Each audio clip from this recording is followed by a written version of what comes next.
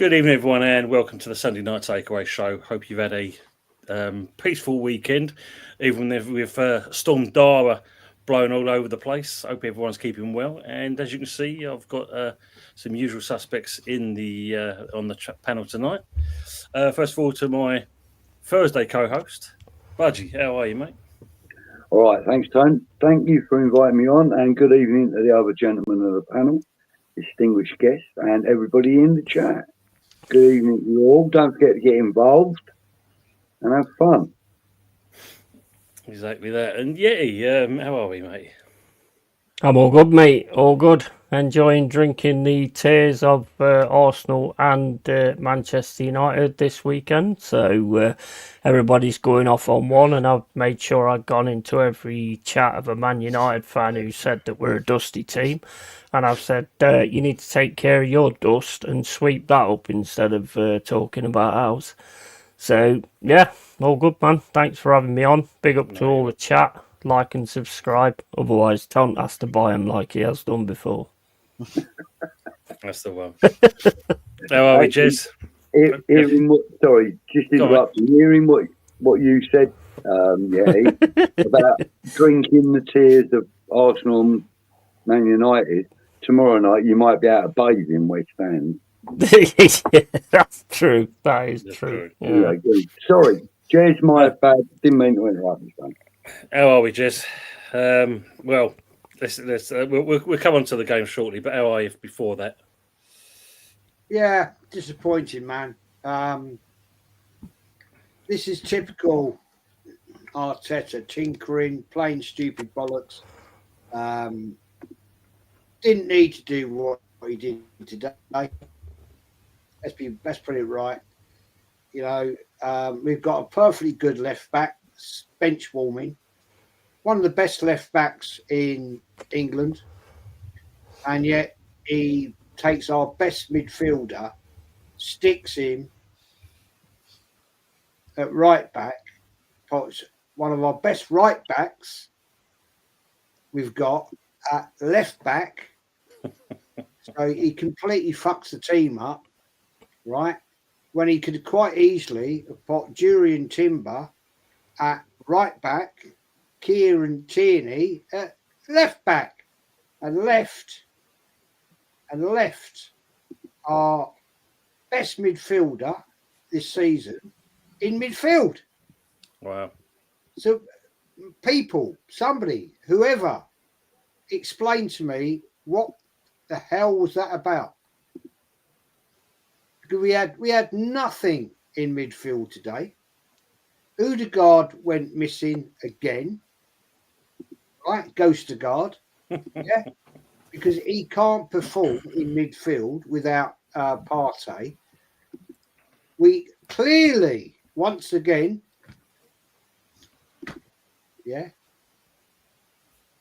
can't score a goal from open play. And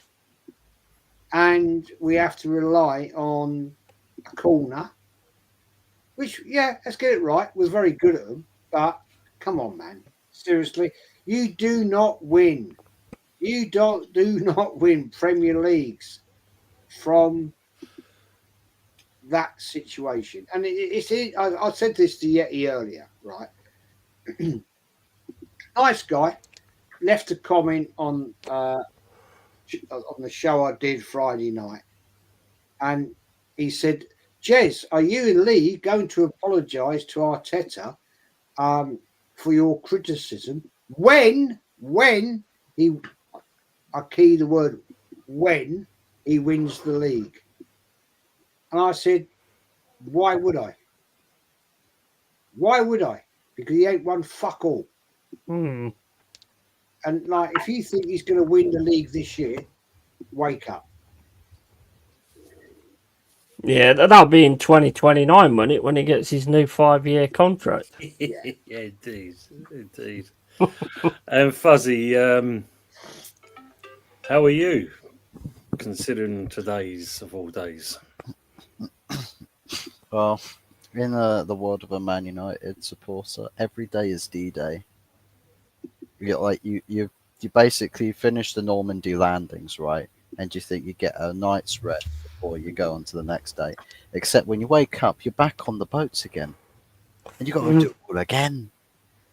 Got to have all the artillery and beach defences rip your limb from limb, and it's just like it just feels like it's just a constant struggle. Just find a day Yeah. where your club is not in the headlines or dominating headlines one way or another. Mm. But today, turns out that Ineos had realised a mistake in their appointments of upstairs board members and have worked to rectify it by essentially acting as damage control before somebody creates something that they don't agree with. And got rid of Dan Ashworth before it was too late. Whether it was, think what you want to think about Ineos. If they've made a mistake, you want to see them rectify it, and at least they've not looked at the situation and gone, "Oh, we can't spend money to make the change. We can't spend money to fix our mistakes." They've gone out and spent money to get rid of the guy. Had him on gardening leave for longer than he spent in the job. Lots of decisions across the summer that they didn't agree with. Apparently, it was Dan Ashworth that kept Ten Hag in a job. And then it was Dan Ashworth's idea that he wanted Southgate. So everybody, wherever you are in the panel and in the chat, who are saying, Southgate to United, you're probably paid by Dan Ashworth. Probably. But I'm not, yeah, but yeah. Thankfully, that didn't happen. Dan Ashworth said no to the idea of Rumo and Amorim. He wanted Southgate instead, and the club just looked at him and was just like, "Nah, you know what? Just for that, get out. Just for that, see ya. Take your Gareth Southgate curtains." Mutual agreement. Yeah. So basically, after the Forest game, they called him up into the office. And they had a conversation about what supposedly what his plan is, what his ideas are, what his They vision probably is. offered him a janitorial role or go. They probably told him, "All right, it's your turn to work on roof maintenance." Yeah, They're the sort of bosses that will tell you, "There's not I a thing agree that with I'd that, make by you the do way. that I wouldn't do yourself." Yeah, I was going to come to this. Yeah, I mean, obviously, it might be the good move for Man United with him going now. You never know where it'll go from this point onwards. We'll see. But as Michael says here, Liverpool's total to lose now, especially with the results around them. The only team that seems possible, even this early stage, is Chelsea. Yeah.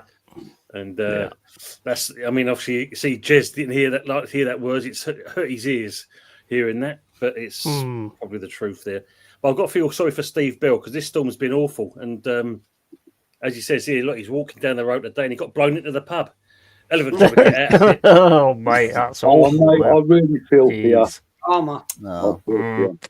Shall we all go and help him and that? I think it'd be a I great idea. really need to, mate. If you know what pub you're in, we'll come and rescue We'll you. come and get you. I had the same situation. I was walking down the street and I got blown into the garage and this beer just jumped into my hands and, and I ended up paying for it. Can easily happen. Mental, mate. Mental. Mate. Well, you need to take the way yourself down to get back home. I understand that. It's a usual thing.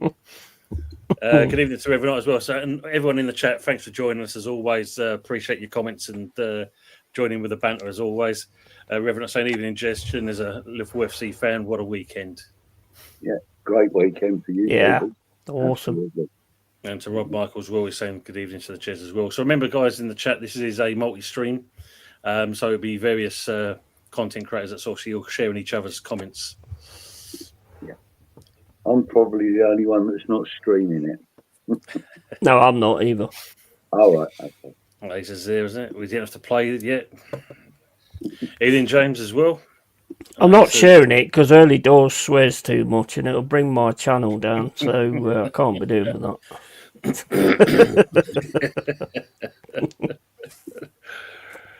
And good evening to Forest Rye as well. Good to see you. Yeah, big up Forest Rye. Michael Chelsea's going with this one. Sorry, Jez, but your Arsenal cheated, mate. Yes.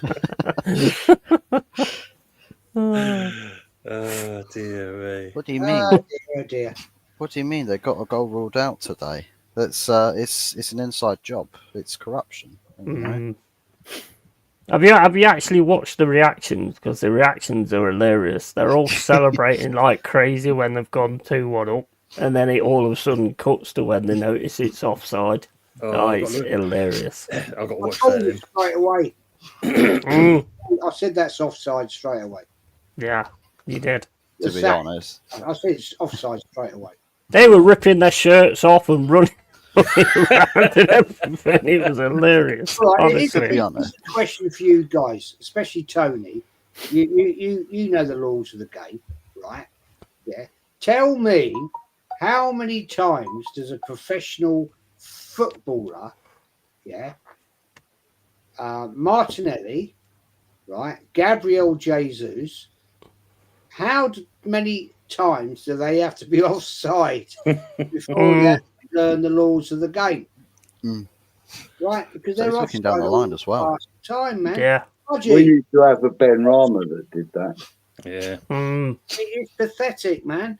These guys are professional footballers, and they don't know how to not be offside. Mm. Well, Yeah. So Fuzzy just said it there, kind of thing. They were looking down the line, say, "How can you not be after?" Wow. Yeah. I mean, as you said, pro players, they should know better at the end of the day. Mm. Definitely. It's like if you've got a player that's travelling like at full speed, like breakneck speed, trying to beat the defensive line on the pass. Sometimes it can just miss time by Mm. the millisecond. When they're hanging But about, when doing they're them holding the run, and you're The just like, nerves. I'm ready, but then the ball comes to you, and you're just like, I'm Thing ready, is, but I'm offside. Fuzzy, Ready, but I'm it's offside. constantly with Jesus and Martinelli. Yeah. They probably do it 2 to 3 times a game. Mm. I'm sorry, that's questionable. The thing is, we've all got these things that we're all born with. They're called eyes, and that's what you use. And if you use that, then you can notice when a defender actually goes in front of you or whatever. there was a time when we didn't believe that of referees. I thought you were going Yeah. to say when we didn't have eyes. When we didn't believe the referees were born with eyes, How many times did, like, every one of us, including you, I reckon, Jez, who used to be a ref, how many times have you shouted out, "Fucking hell, ref, can't you see that?" Or words to that effect, all True. the time. But Yeah. but on the offside thing, like I said, Ben Rama used to be guilty of it for age, like for a long time. Yeah. But the thing was, Ben Rama was never a counter-attacking footballer, so therefore he was expecting the play to come through. Blah blah blah.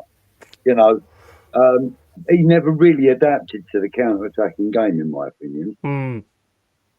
But like the likes of Martinelli and Jesus, these are players that have adapted to different tactics Yeah. within like a handful of games. Mm. They've done it under what's his name, Arteta. He changed his tactics from game to game, and so they've kind of had that Leave, mate. education already, and so there's no excuse for it. I understand your frustration, Jez. There's an intelligence to it as well.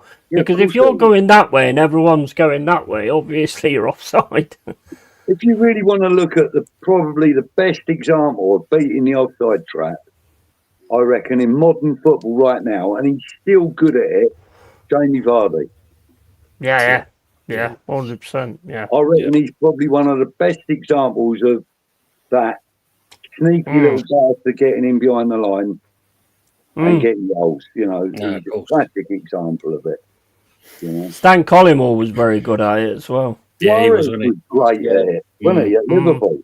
No, it's Yeah. true. Suarez True. was brilliant at it. Before we go on that, I just want to say about, obviously, for most, you've probably already seen the news and that. It was announced this morning that obviously Mikel Antonio has had the operation on one leg by the looks of it, not two, just one leg. Yeah, And that's all they've said so far. So speedy recovery to Antonio. Let's hope, absolutely. he gets back quickly. And more than anything else than that, his life and health is more important than a game of football at the end of the day. 100%. So let's just make sure 100%. that he gets recovered and they look after him the right way, and we all see him smiling back like he normally does. Just going to Rob Michael's comment here. I mean, 5 years in 12 days since Arteta took over. Wrap me up with he is sacked or sucks up his pride and resigns. Well, I'll answer that as a non-Arsenal guy. His pride will overrule everything else. He is not going to resign. You'll have to kick him out more than anything else. Or ill health. That's the only other thing. Yeah. Yeah, but Anthony, can I just say one thing, mate? Kind of get ill, Budgie. That's the thing. Yeah. Can I just say one thing to Anthony? Because you've not moved the tree, you've decided to sit in front of it. That's quite a good tactic, mate. That.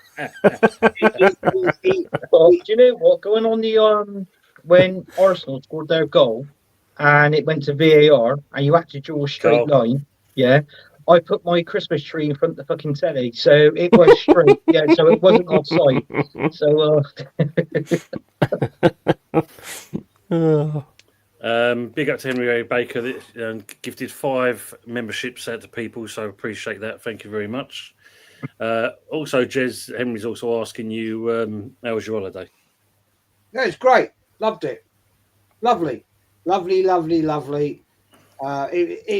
It was in France. It was down in Burgundy, but it was in the sun. It was sunny every day, but it was like if you're in the sun, it was nice, but the wind was bitter.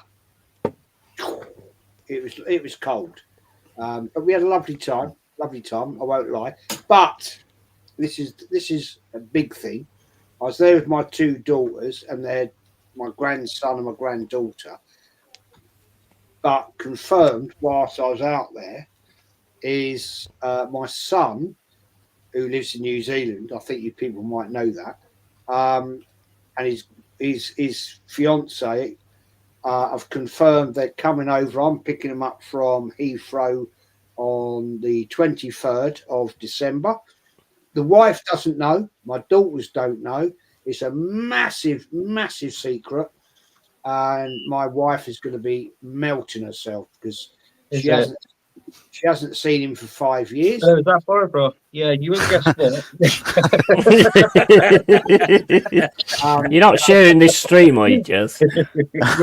Yeah, She don't watch me anyway, man. That's going to be a great Christmas present for her. Absolutely. And It'd be nice, Jez. Absolutely lovely. It'd be great because he confirmed it last week that flights are booked and everything. I've got to pick them up. I'm going to hide them away in the local hotel. What do they call them? Premier Lodge? Premier Inn? Premier Inns. Premier Inns. I'm hiding them away there for 2 days until Christmas Eve. And then I'm going to pitch up here. And my 2 daughters are here with their children. And then it's going to be a massive thing for the wife because that'd be amazing, mate. That'd be amazing. I am actually quite a nice bloke, really. Well, we know that to a point. Except you can't remember what the creatures are that your children have got.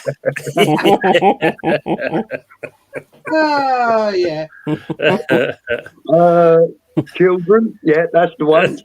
Yeah. Brilliant.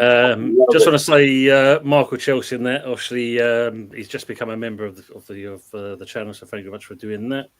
And also to DJ Crane. My first super chat for Tony. Big up, moving on up. Big up the 6-starred panel, shall I say? Yeah. Big up to you guys. Yeah. Ryan's asking the question, lads, why does Arsenal play with no urgency? So, silence. So, yeah, that sums it up. Silence. Moving on. It was silence. Please answer that. I just feel it's the team. It's the team. It's the manager that picks the team at the end of the day. He's the one who likes playing players out of position, I called on it in the chat. You know, I just don't like seeing Thomas Partey right back. I'm sorry, but I just don't. And that is that's a big chunk at the spine in the middle of the team where you've got to move a player from there into a right back position. Yeah. I don't know if Jez touched on it because I am forgot what the time was. I didn't watch the beginning part of the show. What is it got to take for Mikel Arteta to put his personal feelings aside and put Kieran Tierney in at left back?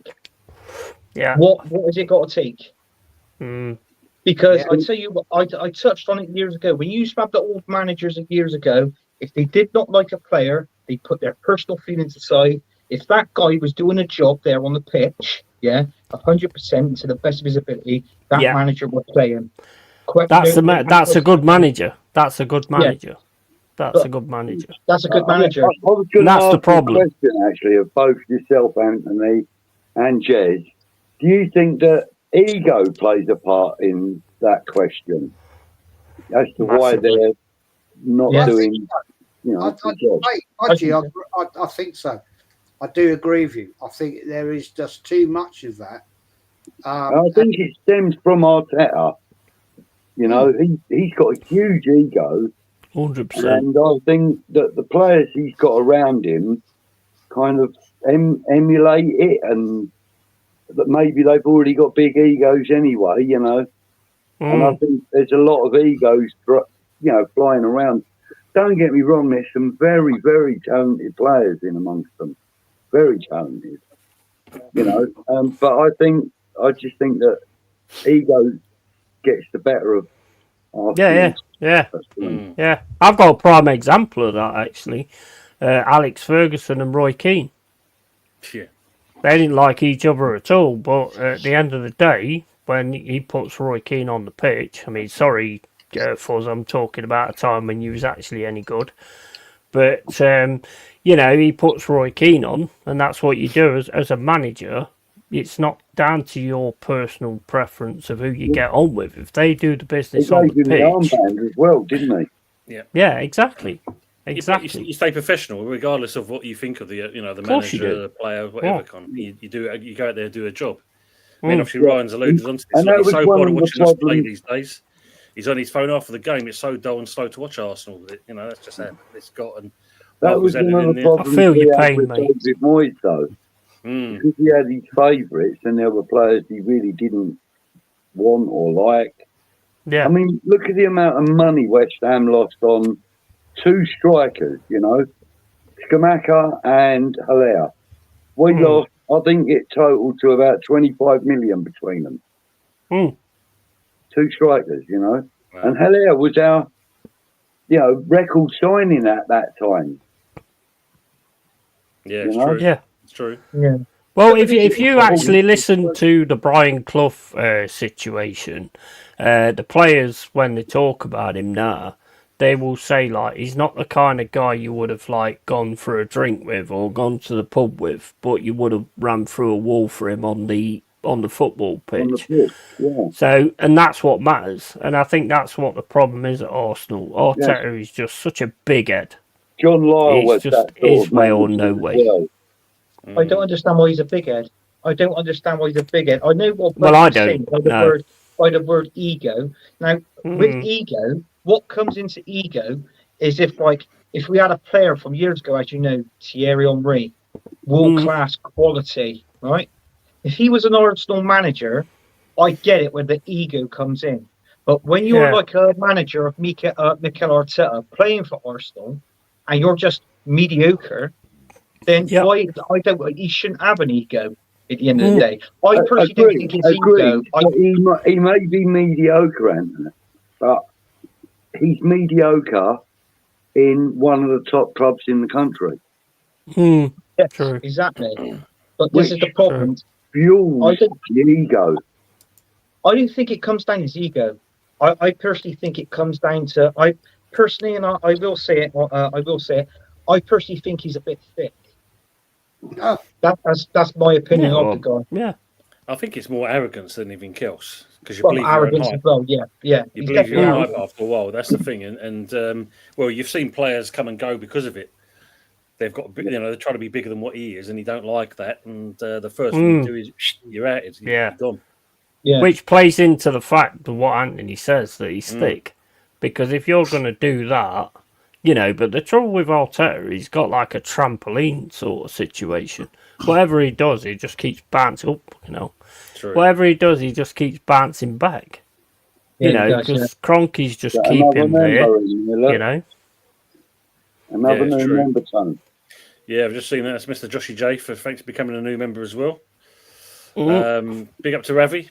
Big up, lads. Smash the likes up and subscribe. And big up, mate. all to all the content creators as well. Don't forget those guys, please. Ineos through Ashworth under the bus, it seems. Bit the excitement out of Arsenal Arteta has. No, looking good. Would Newcastle take Ashworth back, do you reckon? Ooh, that'd be an interesting one. I wouldn't think so. They've got Paul Mitchell there now. Well, is it? They replaced him, so didn't hang around then. Bloody hell. Yeah. Sorry, bro. Just coming back to this one, James has said, has a captain been subbed so much in the history of the Premier League, and that mean in the likes of Odegaard? Good point. True. Yeah. I would say the only thing that came close to it was Mark Noble in his final 2 seasons. Yeah. This is a player in his prime, though, Butch. Yeah, I know. That's what I'm saying. It was in his final 2 seasons when he's winding down. Yeah. Odegaard is supposed to be in his prime, he's supposed to be. Yeah. There is no precedent to it, really, is there, to be fair?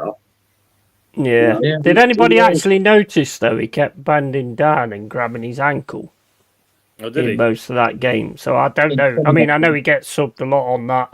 But if you look back in the day with your Stuart Pearces and your Roy Keanes, they didn't get subbed.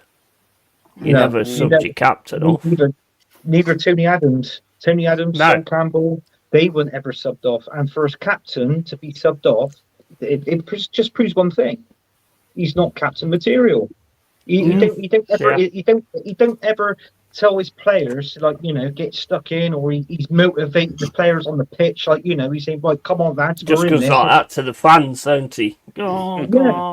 That's all and taking photos. It goes to show you how clever Arteta has been or is. He paid £105 million for the perfect captain for that club. There you go. 100%. Never 100%. gave him the line-band. 100%. Yep, that's true. 100%. And that's where thickness comes into it, Budge. Sorry, that's where thickness comes into it, he says. Yeah. Rob Marshall that's what I'm saying. You go and pay £105 million for potentially one of the best English midfielders in the world right now, and I think it'd be next season. The club that he's leaving, he's been spoken about many times as potential captain to replace Harry Kane in the national squad, and yet anyone that can't see his captain is an idiot. Sorry, but everybody else can see it. That's true. Okay. And he's still doing the captain's job when he's on the pitch. Still, exactly. He's still orchestrating that midfield. Probably next season, I'd say. One for you, Jez and Anthony. How long does Arteta have left? Too long. Oh, not long with a bit of hope. Not long. 5 years.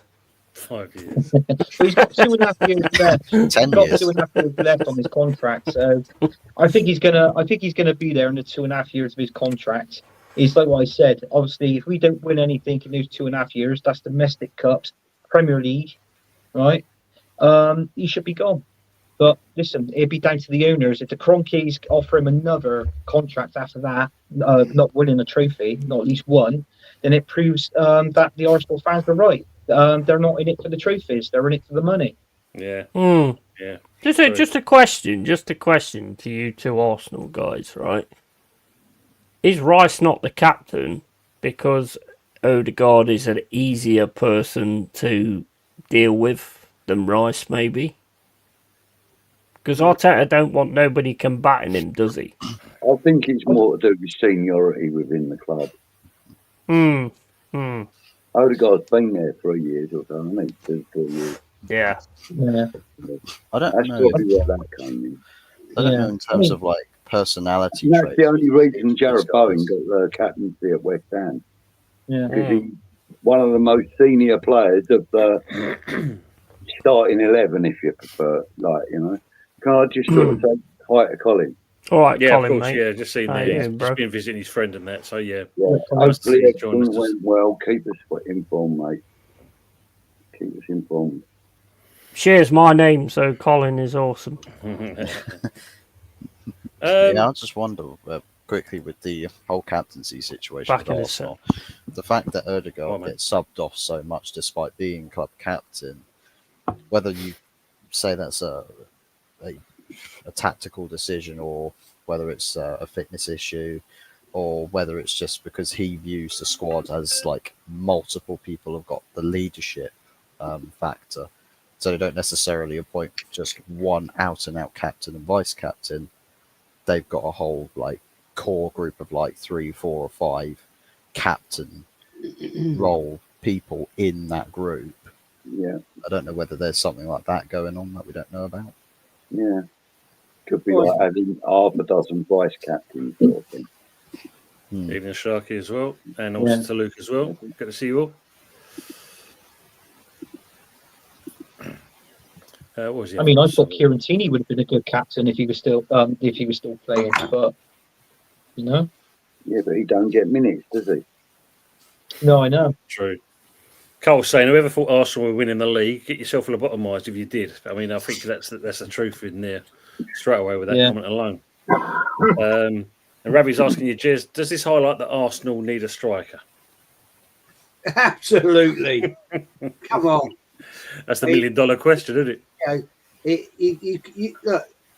Come on, fuck's sake.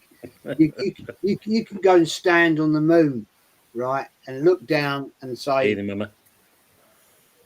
what the hell? Yeah, You know, we clearly, we've been saying it, people, for 3 bloody seasons. Right? Aubameyang went out the door for what?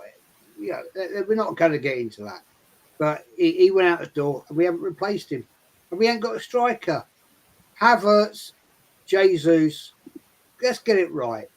Jesus is a waste of bloody space. Right? No wonder Man City sold him. Yeah? No wonder Chelsea sold Havertz. Yeah? Then that's not the level.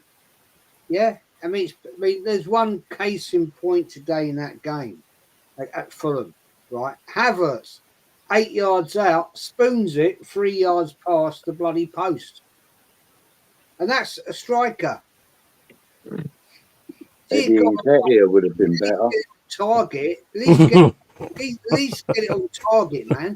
Yeah, of course. At least get it between the posts. I mean, shockingly. Come on, man.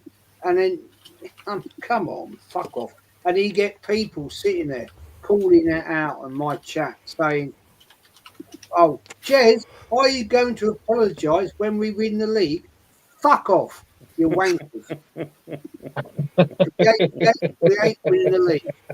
Let's get it right. We ain't winning the league. We ain't winning the Champions League. Yeah, seriously. You know, I doubt we'll win the FA Cup, right? And we're in the mix with the carrier bag. But hey, let's just leave it there, shall we? No, exactly. Just going back and forth as well. I mean, I love that badge. You know, that's nice defined. It really looks good. So it's a nice emoji you've got on there. That's one of those stars on a wonk. Nice 2 stars on it, aren't they? Hey? You go from that picture then to that picture. I mean, come on, what downgrade? I want to see that Christmas tree. I want to see that Christmas tree. Yeah. Come on, Anthony. Stop acting the Christmas tree. Anthony, I want that Christmas tree sat on the chair and you sat behind the tree next to the wall. What you call him, Stanton? Stanton, yeah. Brief clips. Quick, look. Hang on. I don't know what's the tree. Yeah, she sorted it out. Yeah, she's done it. Using that thing. Ryan, yes, they are coming up. They're coming up on, I can see them on all the stream, but they are coming up, mate. We can see your messages. Just one thing, if I can say it about Rice before I went off. The one thing I would say about Rice, and I think I've said this to Jez before, and maybe Anthony, if Arteta was sacked tomorrow, which I'm sure you guys would want, the next manager that comes in will make Rice captain. He'll stick with Odegaard for 2 or 3 games, and then he will eventually change it to Rice. Yeah. Instantly. Yeah, you can see him bouncing it straight away, can't you? I mean, any manager worth their salt is going to look at that club and say he is the natural captain for that 100%. club. He was born he was born for that purpose. Definitely. You know what I mean? Definitely. Because like he did a really, really good job as West Ham captain. Mm-hmm. He lifted a trophy as captain, and then he goes to a bigger club to win silverware.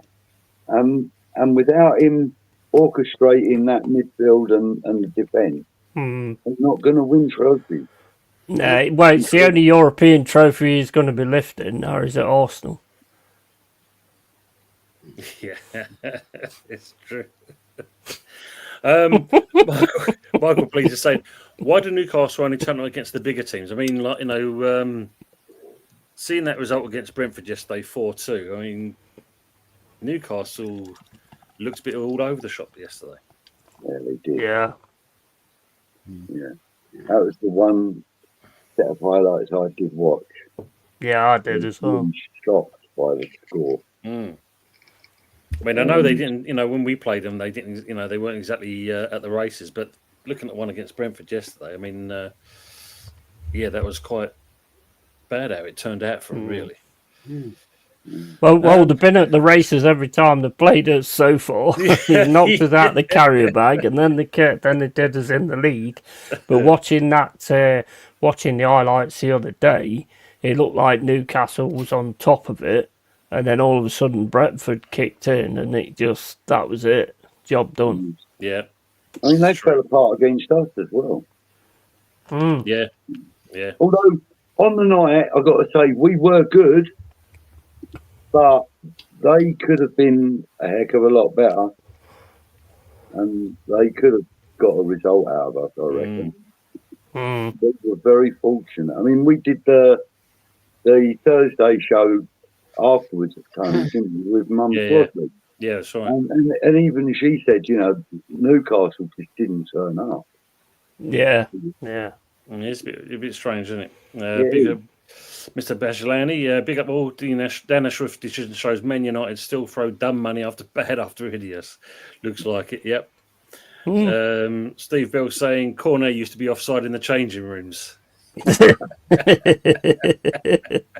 That's about right and all, Steve. Brilliant. Question for the lads. Why do Arsenal play with no urgency and have no open play chances anymore? It's all done with corners now, isn't it? Yeah, pretty much. Tactical. Pretty much, yeah. It's down to giving it to Saka. If Saka can get round on his left foot, then they'll get a goal from that. But if not, they kick it against one of the other players and get a corner. Yeah, it's true, isn't it? Yeah, let's hope for the best.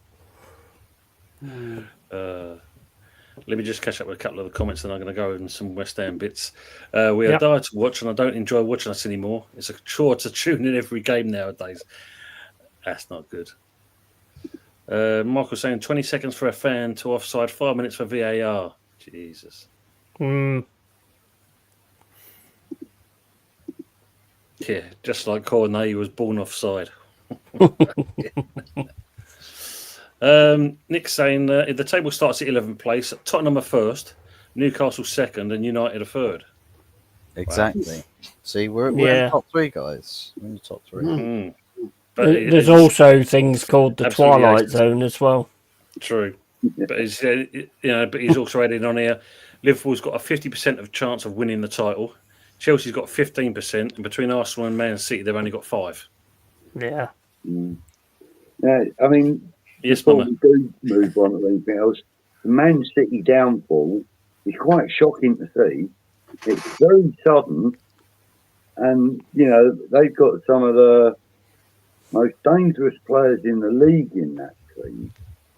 You know, the likes of Haaland, De Bruyne and Gundogan and that. I mean, they're dangerous players. And yet it just doesn't seem to be clicking for them. No. I reckon the local pub team would beat them at the moment. You know, they're Well, we out. can't, but Well, you So Michael's also saying, I think El Sakiko tomorrow we win 4-2, and both managers or coaches or whatever you want to call them get sacked. Can you imagine that, the pair of them both getting the know. boot? Well, Michael, if the result is anything like you say, I'd be happy. And if Lopetegui does go, I'll be happy. I really would feel sorry for Gary O'Neill, if I'm perfectly honest. yeah. It's a tough job, Wolves, for anybody. And, you know, and I think that, no disrespect to Forest or anybody that supports them, but I think Nuno is perfect for Wolves. He was before, and I think he still is. His philosophy suits that kind of club. That's the kind of football they really thrive at. Yeah. But this Gary O'Neill's a great coach. He's a really good coach. Yeah, he is. He is. But he's not. He hasn't really been back though, has he? No, and he's not got the players that he wants. He's lost a lot of his decent players. You know, Neto. So, you know, I think Gary O'Neill's been unfortunate. He probably will go, and I hope he gets himself another job in the league, or you know, in the championship, and then brings someone up and does well. You know, would you take a loss tomorrow to get rid of Lopetegui? No. I'm going, so no. All right. Okay. All right, we'll see you walking out halfway through when the 4-0 up then. That's not going to happen. I'm not going to walk out. Yeah, I'm slowly catching up with the chat, guys. So sorry about the people in the chat. I am getting there. As you know, it does go a bit crazy. One crazy Christmas at Jez's house, obviously catching up with Jez's. And Matt's also saying, lovely gesture, Jez. Well played, buddy. Absolutely. Lawrence is saying, good stuff, Jez, you legend. Yeah. When the family come home. Yeah. I'm doing a watch along tomorrow for that game, the Osakiko, and I'm going to have a budgie cam. I'm having a budgie cam, so if you start losing, I'm going to go, look, there's Budgie, look, walking out, he's walking out. Yeah, all you're going to see is an empty seat. Big up tractor, dirty Arsenal today. The referee's bailed you out in terms of that first goal, big time. You'll probably see me handcuffed to the actual chair so that I can't walk.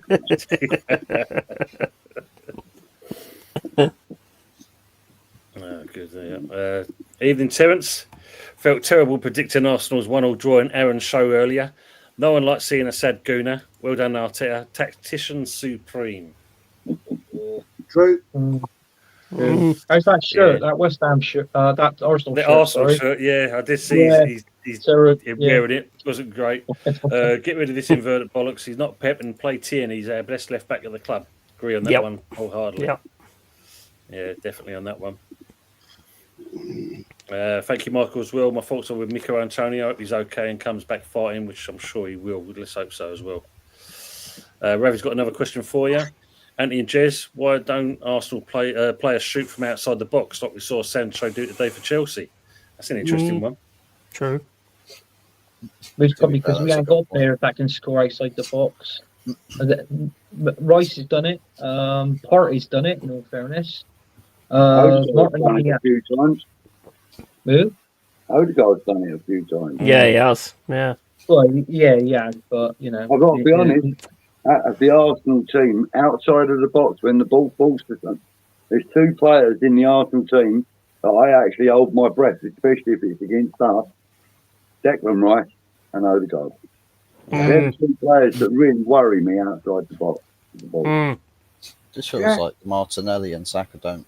Well, Saka more so than Martinelli, but No, Saka's Martinelli more and like Jota don't feel like they shoot in shooting positions Mm. unless it's so Well, blatantly obvious. They used to, but it Mm. just seems to me now it's all restriction. Yeah, We rely way too heavily on Saka, Yeah. his little magic. And to be fair, Absolutely. Saka's really off.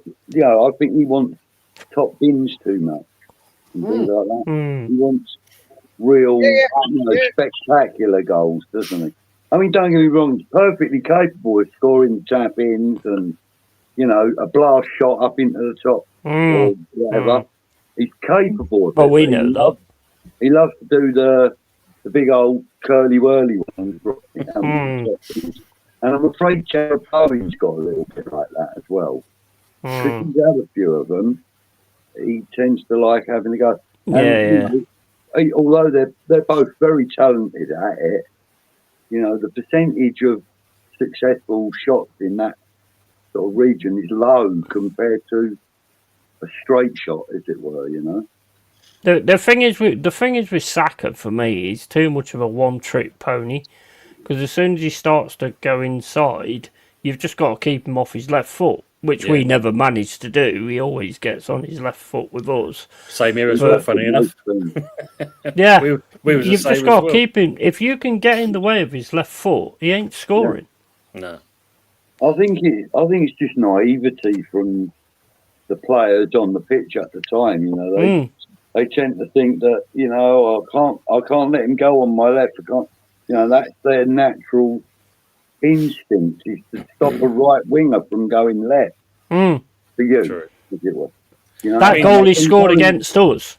Going to Yes, to yeah, the he did, defender's yeah. right is a little bit alien to him. That goal he scored against us, that was JWP because we was keeping him off his left foot, and if JWP had actually run right into him, yes, he might have gave a penalty away, obviously.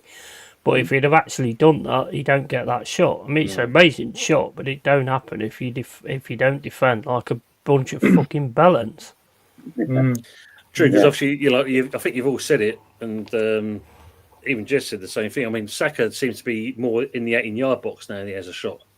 Don't see him do it in the 6-yard box. He's always in the 18-yard area. Yeah. And it's too easy to read, really. But, hey, one of those, isn't it? Ravi's asking you, Fuzzy, has Amran decided which players he's going to move on by the end of the season? Do you think it's already come? All of them. Excuse me. Probably most of the players who want to move on, but I think also the club do. Excuse me. Judging by one of the reasons they got rid of Ashworth is perhaps because of the way that the summer went, because Ashworth did all of the transfers and controlled the contract situation, controlled all the outgoings, and I think half of the people there are just like, well, half the players that we wanted sold are still here, Dan. Why are they here? Why are suddenly these players getting new contracts, like Bruno, massive bumper contract with a huge pay rise? Why did you do that, Dan? So I think there's probably whoever the new director of football that comes in as well, because I think they're looking at a few people, including the Atletico Madrid guy, I think Barta or Berta. But yeah, That wind sounds quite bad. I don't know where it's coming from, but it sounds quite bad. Yeah, I can hear it in the background there, Yeah, I can hear it. Yeah. Not me, mate. Has somebody farted? I'm going to go. I'm going to turn my mic off. Points to Jess. I knew you were going to say that. well, whoever smelt it dealt it, so I'll just have to wait to see which face gets a bit scrunched. I ain't smelt it yet, mate. It's not Smelt scratching the sniffer when you're on the stream. yeah. That's still to come yet. Good evening to Rob. Hope you keeping well, mate. Arteta's issue is stubbornness. You won't admit he's wrong about a player. This is very true. So let's see now. Where's the other one that Michael's also put in there? Yes, I see this as well. Looks like we're going to get Harry Potter or Michael Carrick if Sully pays the buyout, because it seems like Lopetegui's kind of did a cryptic message. I think he's kind of resigned to the fact that he's going to be going, and it looks like it could be Potter. I don't know if it's going to be into him, because I did see another article where apparently we've already had talks with Allegri. but he doesn't want to come until the new season. Yeah, So- and I've also seen that Graham Potter has refused a temporary contract. He wants Yeah, he more done a long- short-term one, does he? No, he Mm. wants more long. I think you will get Potter. I think that team is made for Graham I Potter. think we'll either get Potter on a long term, or we'll get someone like, I don't know, let's just say Noble and Kevin Nolan, for argument's sake, as interims for the rest of the season, and then Allegri or Carrick or... I mean, look, personally, I think it's inevitable Carrick is going to end up at West Ham. So I'd say get him in sooner rather than later. Yeah. Yeah, we spoke about this on Thursday, didn't we? Yeah, We did, yeah. yeah. So Um, it'd I be said the interesting. same to Potter. But, you know, things change on daily basis, don't they, you know? And, Yeah. you know, I didn't know about the Allegri connection until today. Mm. So, you know, I mean, look, to be fair, I know very little about Allegri, other than the fact that a lot of people rate him. Yeah, he's won Serie A a few times in that. But the trouble is, though, Arsenal was after him at one time, and he didn't want to come to Arsenal. It's because he was winning trophies at Juventus. You know, he was the Yeah. main man then. But it's like what I said to Fuzzy as well, and I always stuck by it. Like with these Man United fans, I reckon they should have let Van Nistelrooy interim manager for this season. I mean, look what he's done at Brighton today. 2-0 down, pulled it back to 2-2 with a team like Leicester. Yes, I yeah. And beat us in the week as well. Yeah. No, So I think Andrew's stamped his mark on it, Anthony. I think he'll come. You know, Yeah. that's the good thing about it. I mean, like, you know, look at the Chelsea today. Maresca, the short period of time he's been there, they've got a style of play. You can see that. You know, Nuno with Wolves taking his second season there, but they look complete. You know, chalk and cheese is the best way. Unfortunately, with with West Ham and Arsenal, and there it's the same old. And with Amorim and that, there's a long way to go. Nuno's at Forest, mate. Yeah, Nuno's at Forest. Oh, is he? Oh, I thought it was Potter still. Or was it Cooper? I don't know. I keep changing. No, you know? apparently we've sacked Cooper. Oh, shit. Allegedly, Yeah, so- It looked like he'd been eating mushrooms from the forest. mind you, I suppose if you look at it, the great one here is Michael Chelsea saying, keep Ange in, fantastic gaffer. Yeah, Every I agree with that cloud. 100%. Every cloud. Colin agree. saying, Tony and Budgie, I hear that Tadibo does not want to play for the club anymore. That was quick. If true, that's sad. Well, I think it's more, as Michael said here, because I believe it's more this. He doesn't want to play for Lopetegui, and I think there's a lot of people. Yeah, I Don't think wanna play up Judas and is one of manager. those as well, isn't he? I think there's a few. I think the list is growing. That's the thing. Robbie's got a question for you. Thoughts on how you've been against the so-called big teams in games? Well, I mean, we did better against them sort of last season. We've not been. We beat Man United. They're a big team, I suppose. And I think we're doing all right. I think we have dropped the ball a little bit where it comes to the big teams. I think we could have done a lot better this season with them. But we're getting the points elsewhere. So, doesn't matter, does it, really? I mean, it'd be nice to challenge them. And we beat Liverpool, let's face it. I mean, we're the only team that has. So, for 55 years. Would it be fairer to say that 55 Man years. United are a big club rather than a big team? Yeah. I think that would be definitely more The case, team yeah. are really, kind of underperforming, It's the etc., etc. 13th for a reason. As always, Lawrence is sharing the love with you, Fuzzy, as always. How did your team do this weekend? Asking for a friend. I gave a very a 3-word answer. Very descriptive, analytical response. I only have one thing to say. We're gonna score one more than you, Forest. Oh, shit. Look at that big up to yeah, thank you very much. Muller Rice, future captain of England. Yep, and Moyes incoming to Arsenal. Oh, imagine that one. Speaking of Muller Rice, forget that. What about Muller corner yogurts? That's your next campaign. Peel away shirts. You started something there. Yeah, peel away shirts. You got the away kit underneath with the home kit on top. Yeah, look, Terence says here about the Rice situation. Yeah, I totally agree. Rice should be Arsenal captain, born leader and respected. Yet it takes away the cameras from Arteta's eyebrows. That's about right. I personally think that Mikel Arteta has been possessed by the Mysterons. Yeah. I believe it. 100%. Scarlet. Yeah, exactly. Set piece again. That's Set in piece black, again. isn't it? Hey, boys, I've got to bounce. I've cooked this beautiful beef stew for the missus. Oh, cheers.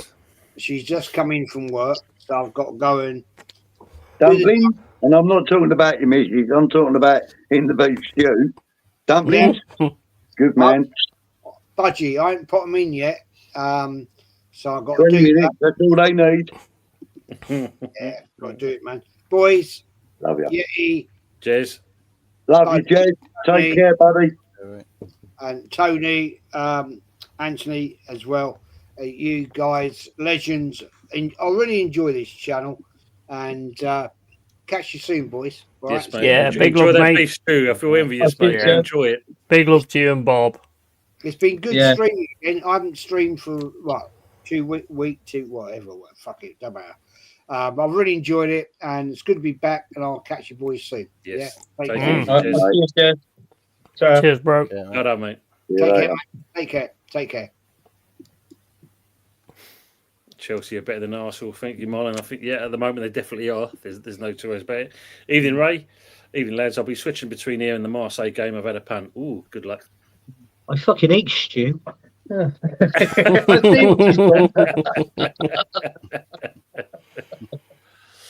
Obviously, I missed out on Jez's one, but question for you, Anthony. When are Ethan and Lewis going to get the minutes and start they deserve over some of the average players at Arsenal? Do you know what? That's a good question. I really don't know. That depends on Mikel Arteta. Hello, Joe. I mean, the two young talented players. I mean, now where he's young and talented, he's been proven in that. But I think he's the sort of guy. If Odegaard's injured, he got to step into that position, Odegaard's position, because that's where he really plays and gets the goals. That'd be an interesting one. Yeah. Just see this one here. Quote of the night. My cat's wind is bad.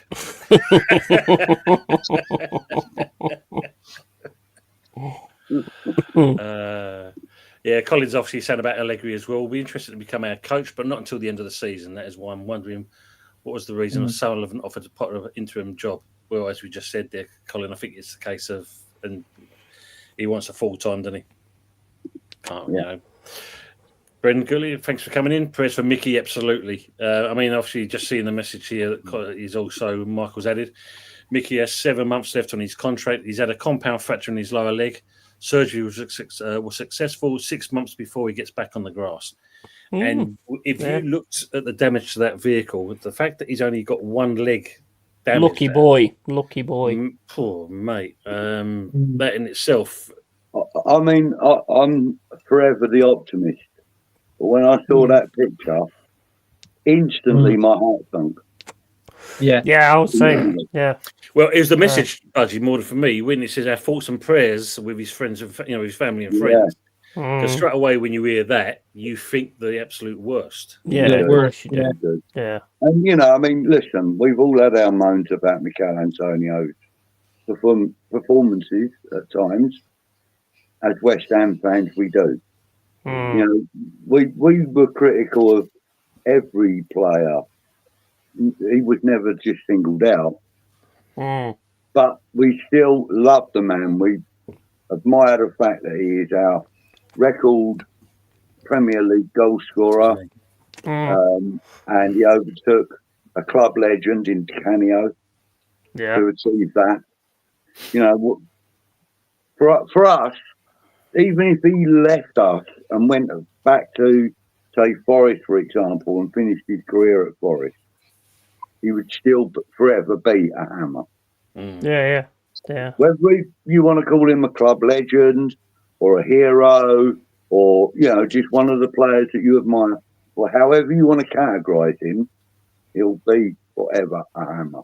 Yeah, You know, that's true. and what's happened over the last 24 hours has really highlighted that. And I want to also say big up to all of the supporters from other clubs and all the other clubs that have made statements and that on Mick's behalf. Big them all up. Yeah. No, it's classy. Yeah. It's classy. 100%. Very classy. It's classy. Let's not forget he was actually Antonio. He was actually good for Nottingham Forest as well, mind. Oh, Absolutely. he was awesome. He was awesome. Yeah. I'll be back. That's what made us. That's what made us get him. No worries, much. That's what made. I think if we could have got in the Prem, then we would have kept him. I believe so. But, as well. you know, No, definitely. nothing but love for the guy. He was awesome for us. Still got to feel bad for Steve Bell though because he's still stuck in the booze. It's too dangerous to go outside. Let's help him. Fart soaking through the cables. Still stuck in my poor side. No, Mama, unfortunately not. I think Usual Suspect is the one that's kind of reached out. I think he's not been well, is he? So let's hope Steve's okay because it's been a long time since we've heard from him. And yeah, we're all concerned, I must admit. Be good to know what he's actually, if he's okay. Budgie, Steve Cox, you know, I think he's come on to Old School Hammers and that. You know, have you heard any news? I haven't actually, no. Yeah. I've got to be honest with you. I had noticed that he hadn't been in the chat for a little while, but you know, and of course I didn't do it this week either. So yeah, you know, I haven't seen or heard anything. Let's say speedy recovery to him. Let's hope he's all okay. I hope he's well. Tempted saying wearing the Arsenal top was cheaper than buying him a Christmas present. For your information, I showered with Ditto afterwards.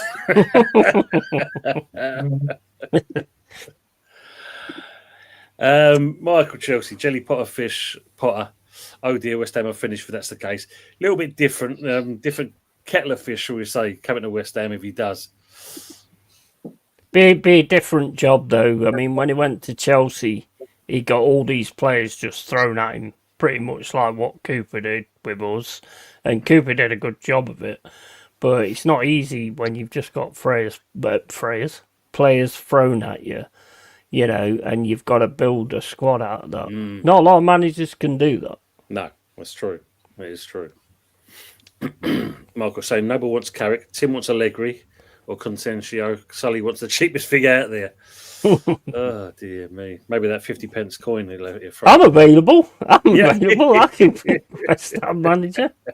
So, there's a comment from Colin right down near the bottom, addressed to you and me. That's quite interesting. I'll get there, mate. I'm just catching up on, you know, as you can see, as always. Evening, Damien. Evening, gents. Panel. What's this cryptic message Lot was put out? I think he's basically resigned to the fact that he's going to go. Yeah. I think it's the way he's kind of worded it. And it's no use kind of putting up a conversation that you are going to big up Joe. Turn it around. But I can't see it. I can't see it happening. Yeah, we should have sacked Dopey Loppy and Ruvo Nesuo in. I think we all should. He should have come.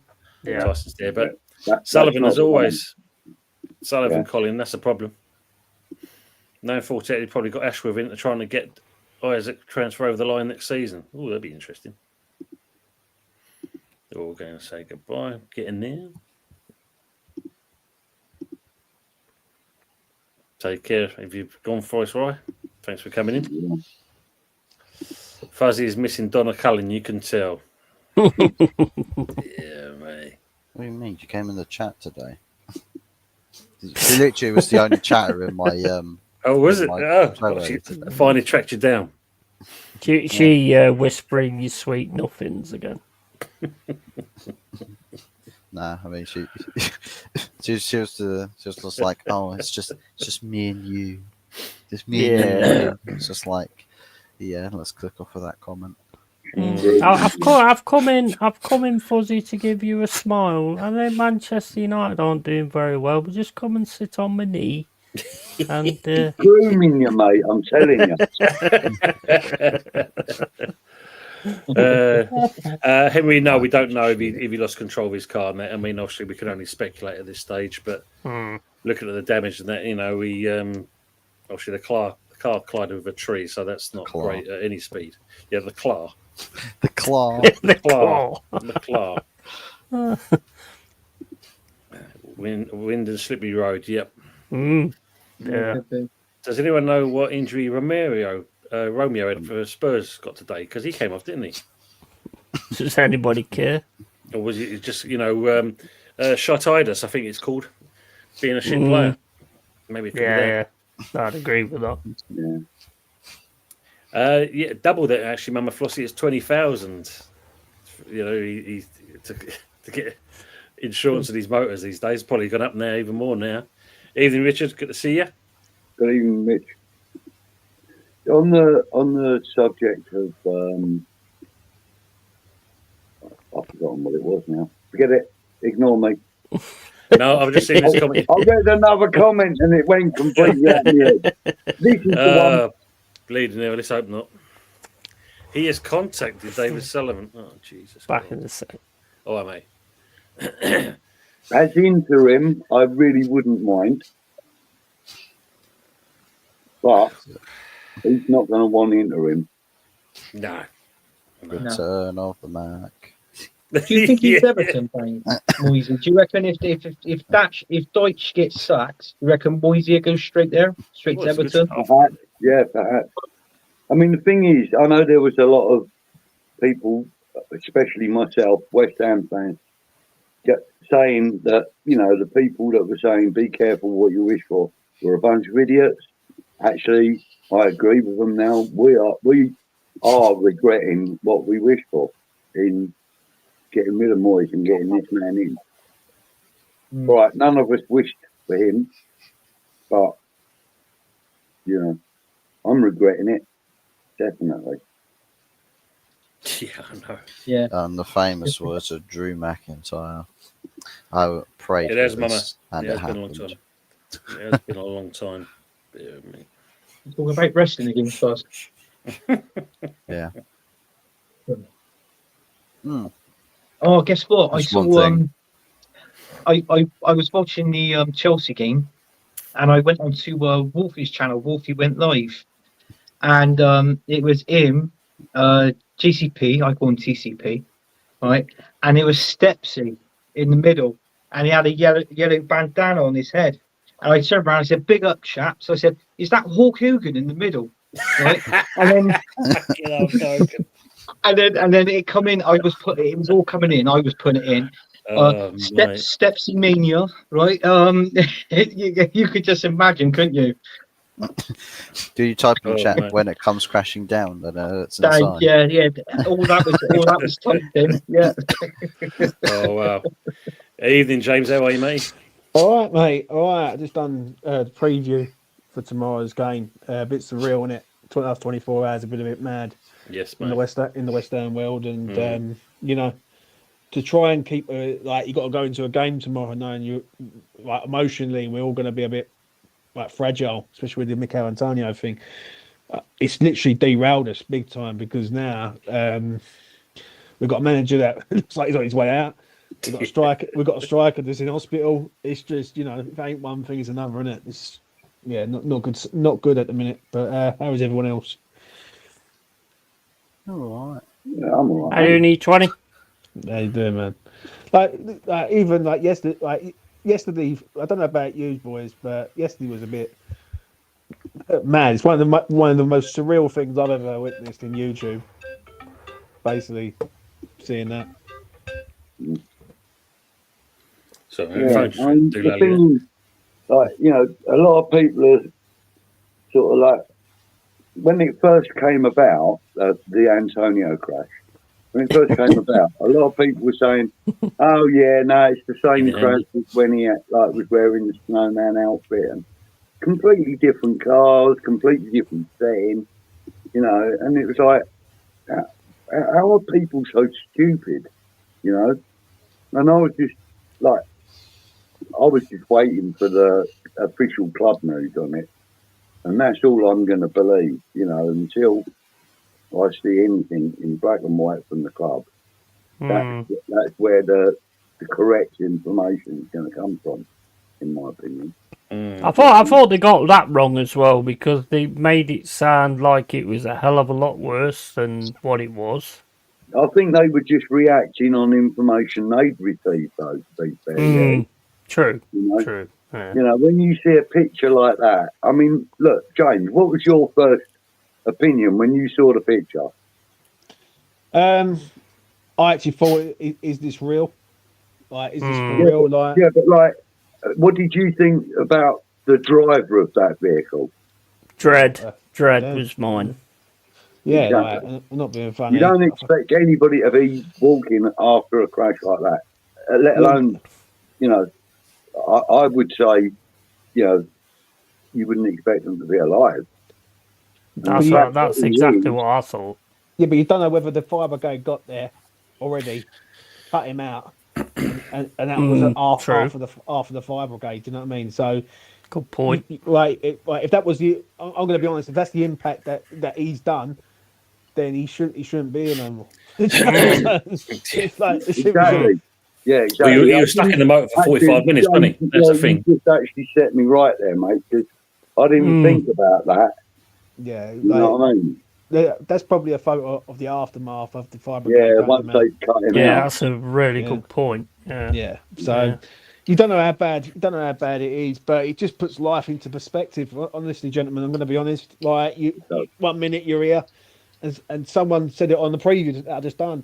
They said, like, where's he going? I said, I bet it wouldn't surprise me if he's come back from training. West Ham playing on Monday. It's a Saturday afternoon or Saturday morning training session, getting prepared for the Monday night game. And it's just ironic, isn't it? Like, if we was playing on the Sunday, would he have been there? No. If we playing on the Saturday, he definitely wouldn't have been there. But we're playing on the Monday, he's there. So, you know.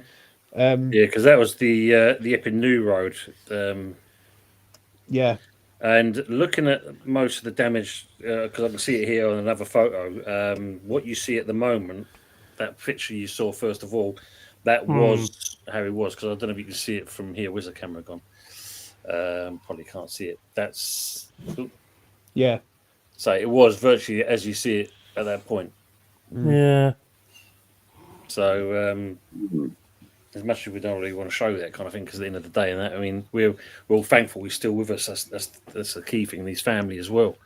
But, it also shows in certain respects. It's a bit slightly off topic. Is you know how much cars are coming along, the strength that their cars now. Because you think that was back in the 80s when we was around, and that then definitely there's no way. What it is, it's the titanium shell that they got going around it. That's right. Yeah. My mum has an ML Jeep, and they have that on them Mercedes all the time with proper titanium sort of cage to a point inside. So when the impact, that will take the brunt of it, and the person will be hurt, but they won't be killed to a point.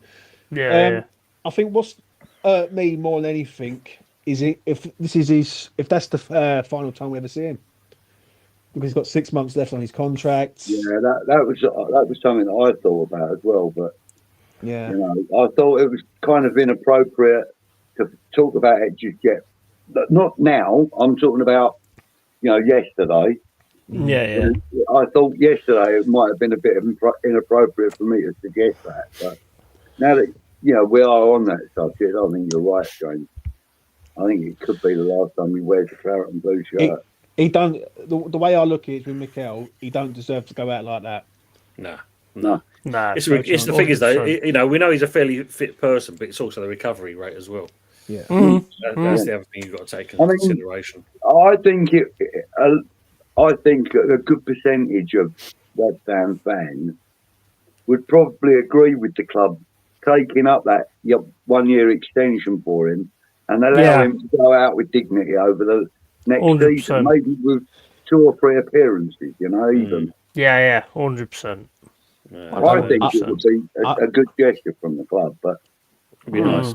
The problem is, it's going to be a year. He's going to be out for a year at least. Yeah, at the very least. Then he's got to come back. Is he like?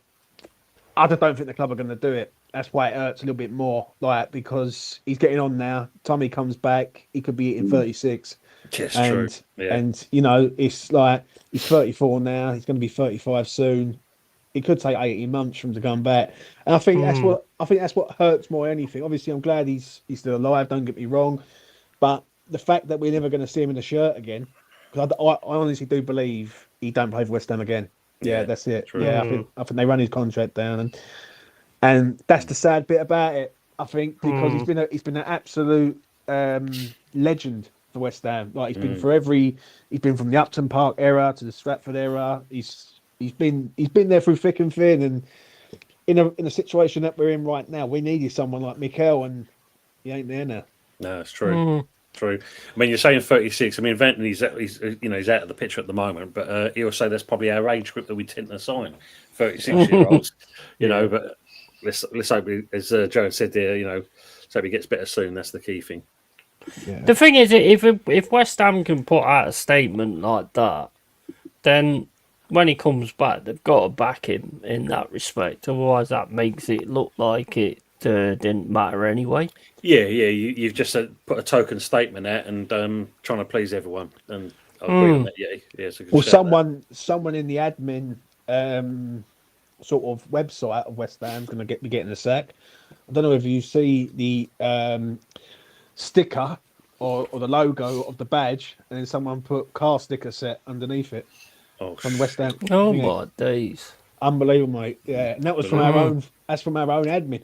Wow. You know. Let's hope, as you said, justice is served because bad taste is not at this time. You don't need that kind of shit, do you? No. Henry, haven't got round to it at the moment. Been busy this weekend, so hadn't much of a chance to do that. But I will be getting on with it. What was the other comment I saw up here? How do you think it's going to affect us? It's a good shout. How does it affect us?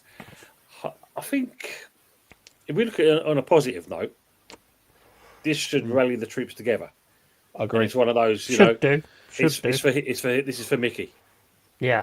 Let's get this one for Mickey kind of thing, because obviously, no doubt he would have taken a part in the game tomorrow.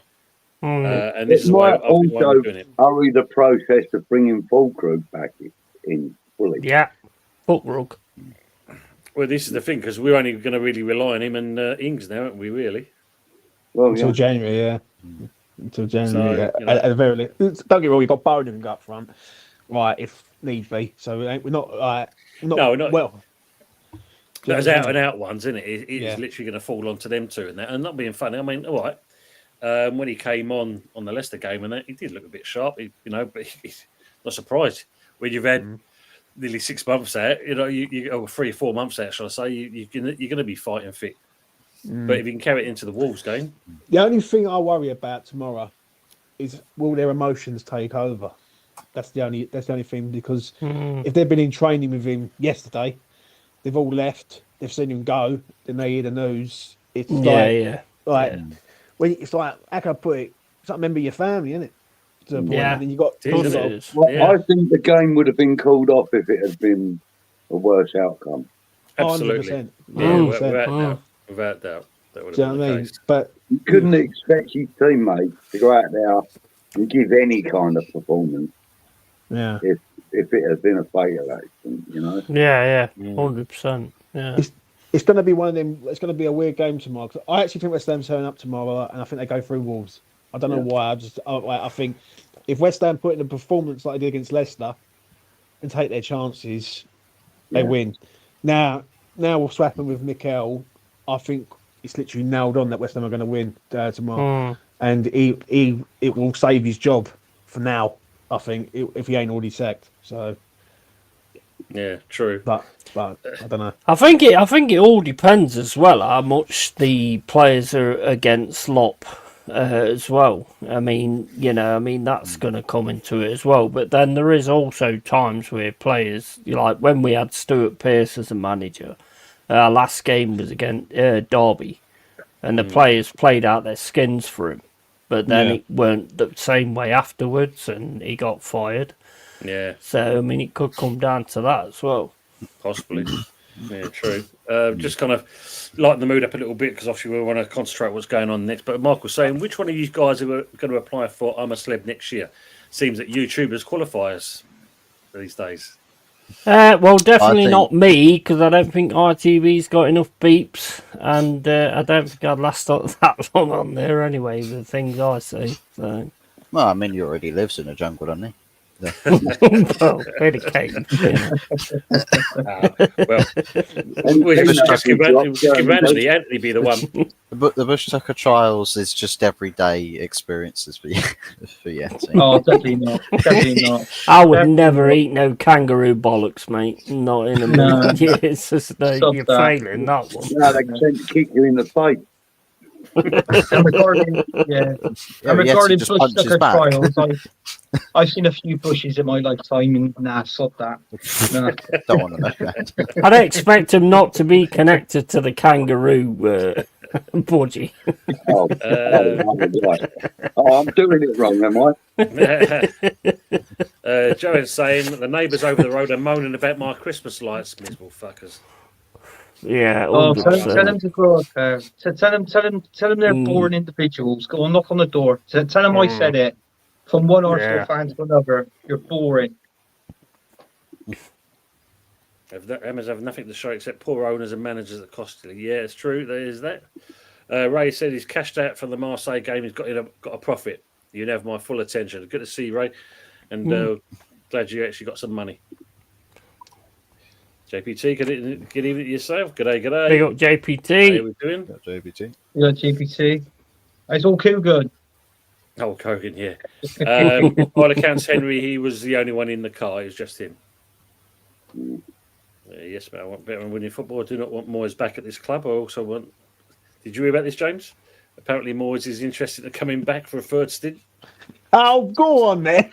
That's crazy, isn't it? That's crazy. That Oh, is. Sullivan going, yeah, for shits and giggles, why not? Come and get back in. Do you know mate. what? Do you know what? I'm going to be honest. Yeah, I'm a little nervous if they do sack Lopetegui. Like for one reason, is I don't have the faith that they're going to get the right man in the next one. Yeah, because they fucked up this one so bad. Yeah. And I'm a little bit nervous about this one. Do I think Moyes is the solution? No. I think we've done our time with him. It's like the ex-bird you can't let go, innit? Do you know what I'm saying? Like we need to let her go and let her go for someone else. You know what I mean? Yeah, Something yeah, like chasing her 100%. back. Yeah. And the thing is Sorry with to hear that, Potter, like people are saying that Potter, because he looks nailed on that it's going to be Potter. Yeah, at Brighton he even got booed by his own by Brighton fans in certain games, and like that's saying a lot. Like, I think he's a decent manager, but I think Conceição's there. And I think if you want to be ambitious, you go and get Conceição to West Ham. Yeah, I keep hearing the same line from certain people, and especially our owner, where he turns around and says, "We haven't, they haven't got Premier League experience. Jose hasn't got no Premier League experience. Arnie Slot hasn't got any Premier League experience. Iora, or whatever his name is at Bournemouth, he ain't got Premier League experience. That's that's three managers, right? That I've just named there. I know Ange is Ange, but Ange ain't got no Premier League experience, right? Even though he's been Spursy. Yeah, but that's beginning to show at the moment. Yeah, but that's stubbornness, though, Budge. Yeah, it's true. That's stubbornness. What it is, that's a person, a bit like Lopetegui to a point. It's just stubborn. Like, I'm going to do it my way, and I'm not going to change it for no one. Yeah. So, Sorry, let me just go back to this comic because I want to make sure Joan said a friend died the other week. She was told that she only had 9 months left and literally only got a toe. So our condolences, Joanne, and absolutely. You'd be lost. Sorry to hear that, Joanne. Yeah. I mean, James, the other thing as well, I don't know if you've seen the comment that was going around today. Apparently, we've held talks with Allegri. Your face. Ain't happening, ain't happening. Oh, mate, that's like, you know what? That's like saying you're going to, like, how can I put it? Yeah, you're going for a page 3 model, and then you end up with Susan Boyle, isn't it? You know what I'm saying? It's just fucking, you know, like you think, you know what? I'm on the chances of this page 3 model, but end up with Susan Boyle. Nah, it ain't happening, mate. It ain't happening. I'll be stunned. I'll be literally stunned if Allegri walked through the door at West Ham. Stunned, right? Because I just don't see it. Like, listen, like any sort of West Ham fan knows this. The history with Sullivan. He likes to keep it to who he knows, and really, I just don't see it. I just don't see it all, mate. I think it's just like it's another sort of make believe thing. I think we all know it's going to be Potter. If not, it's going to be an interim basis. I think if you really wanted someone and you had a long term project, you go for Carrick.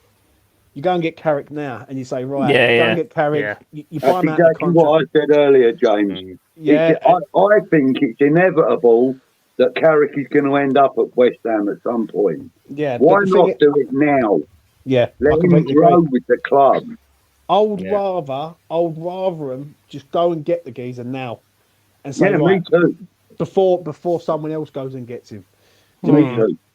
Instead, like, we're going to go for someone like Potter. It'll be all right for about 18 months, and then people want him out the door. Same old cycle. I just don't get it with this club. I really don't. But Aaron don't buy no one out of a contract. No, I've always said this is true. all the time. This is true. I mean, a good shout from Colin here saying Antonio is a great hero of mine. If it was me, I'd offer him a job at the club as a coach, and I'm going to write to them and suggest that. Not a bad shout. Yeah, Definitely. 100%. YouTube's a bigger diva these days than Rebecca Vardy. Oof, dear. Tempted saying West Ham win 3-1, but hope the manager goes. I think it's still, hopefully, it's going to be the case. One for you, Fuzz. Ravi's asking, do you feel this board will actually let Amarin build what he needs? I'd imagine so, unless tomorrow we wake up and find out Barada's been sacked as well. But yeah, I'd imagine because like Amarim is Barada's appointment, so I think Barada will want to protect. What do you make of Dan Ashworth leaving, Fuzz? At first Don't go there, James. Don't go there. We had it this morning. God, Jesus Christ. It's all crumbling down. Well, I was a bit shocked at first because it's like it's not something that you'd assume would happen, but with all of the information coming out and seeing like who was behind certain decisions that people were quite skeptical about, and seeing that Dan Ashworth kind of wanted to turn Man United a little bit into Brexit FC with managerial appointments. Oh my God, bloody hell! The state of that. I'm not even joking, Anthony. I think what you need to do is grow out the moustache a bit, right? Do that, and then get yourself one of those Hulk. That's awesome, that is. What you need to do is rip your top off now and see if you can actually do that. See, now we got two wrestlers in here, haven't we? So if I get called by who is it? 'Cause he's John Cena. When I have the cap on backwards, and then I get called John Cena. Now I call Billy Walkover, and above Yeti we got above Fuzzy we got Sami Zayn. Well, you reckon, Fuzz?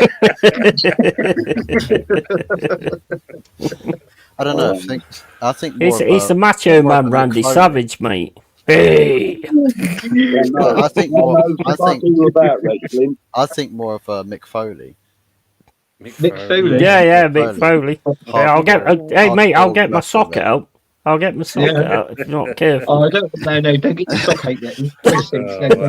Mr. Socko, meet Krusty Socko. Michael saying about David Moyes, though, it seems his terms is he's manager and has full control. Steiden has to be sacked. Well, We've answered that one, Ravi. Yeah, we'd have him. the thing is that what's more important, right? If you believe, and I asked this to the West Ham boys, but if you believe that we ain't going down, is it worth just keeping Lopetegui to the end of the season and then getting rid of him and then going for the main man, or do you go unless you're going to go and get Carrick or someone like that and buy him out of a contract? That's the only thing. I think Mm. give Di Canio the job, mate. It'd be mental, mate. Trust me. Imagine if Steve O would have poached him, mate. Di Canio trains with MMA fighters, mate. Yeah. Steve O wouldn't be walking Yeah, out not of good. Stratford. Yeah. I mean, I don't know what the I'd solution is. I give really the don't. job to Zola. He ain't got anything to do at the moment. Cool, yeah. Go back to Zola. Zola. Gianfranco Yeah, Zola. Francisco Zola. Yeah, Mm. he's not a bad. He's I not think a bad that's- manager. No, he's not. I mean, again, he was another one wasn't given a chance with the Yeah, Arsenal. he sat by the board when they Yeah. first moved into the building. Mm. You're gonna give him Yeah. a Well, you chance. said there, James. I mean, can we stomach it? That's the problem. But with Lopetegui's style of play at the moment, because it's all over the shop. Yeah, I agree with you. I do agree with you on that, and I do agree with the player unrest. It could be a problem, big time, and it could only escalate even further. The problem is that whoever we're going to get in is going to be someone who's going to be a rush. Yeah, And there is that's true. There is Yeah. no there's no project here at the minute.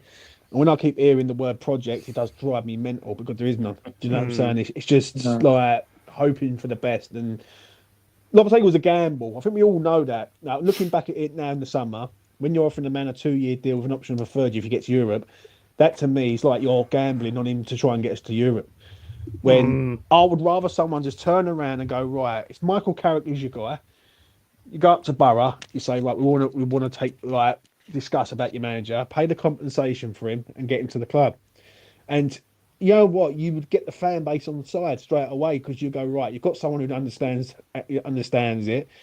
If he can steady the ship this year, get us to a sort of mid-table finish, and then you allow him to bring in his own players next season, fans would accept that, and they really would, right? I don't think there'd be many fans who would be sitting there going mad because West Ham have gone down that route.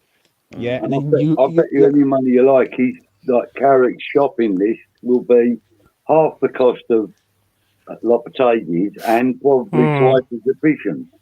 Yeah, but it's Yeah. But it's the project, though, isn't it? That's Yeah. what I'd rather know a project and know what it is rather than keep saying it's a project, but we don't see what No, it that's is. right. That makes sense, do you know what I mean? Mm.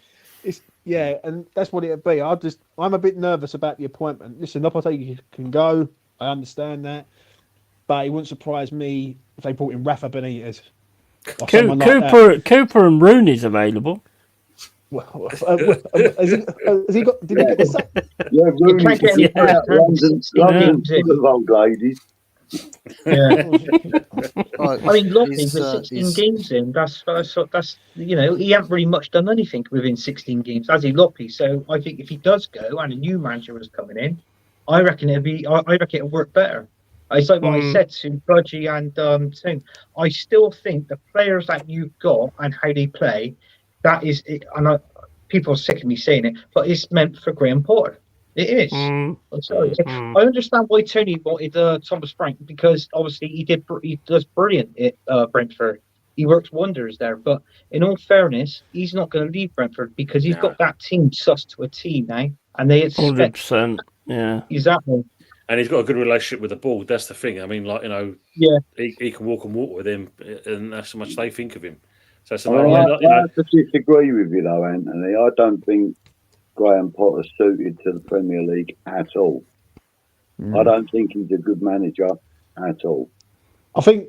Don't forget, he had a good recruitment at Brighton, and Brighton's recruitment is probably one of the best in the league. Oh Like, yeah, without a doubt. where they will recruit players for peanuts, sell them for 50, 60 million, and then go out and do it all the time. They don't just do it with players; they do it with managers and all. That's They've true. gone from Potter to De Zerbi to this German geezer now.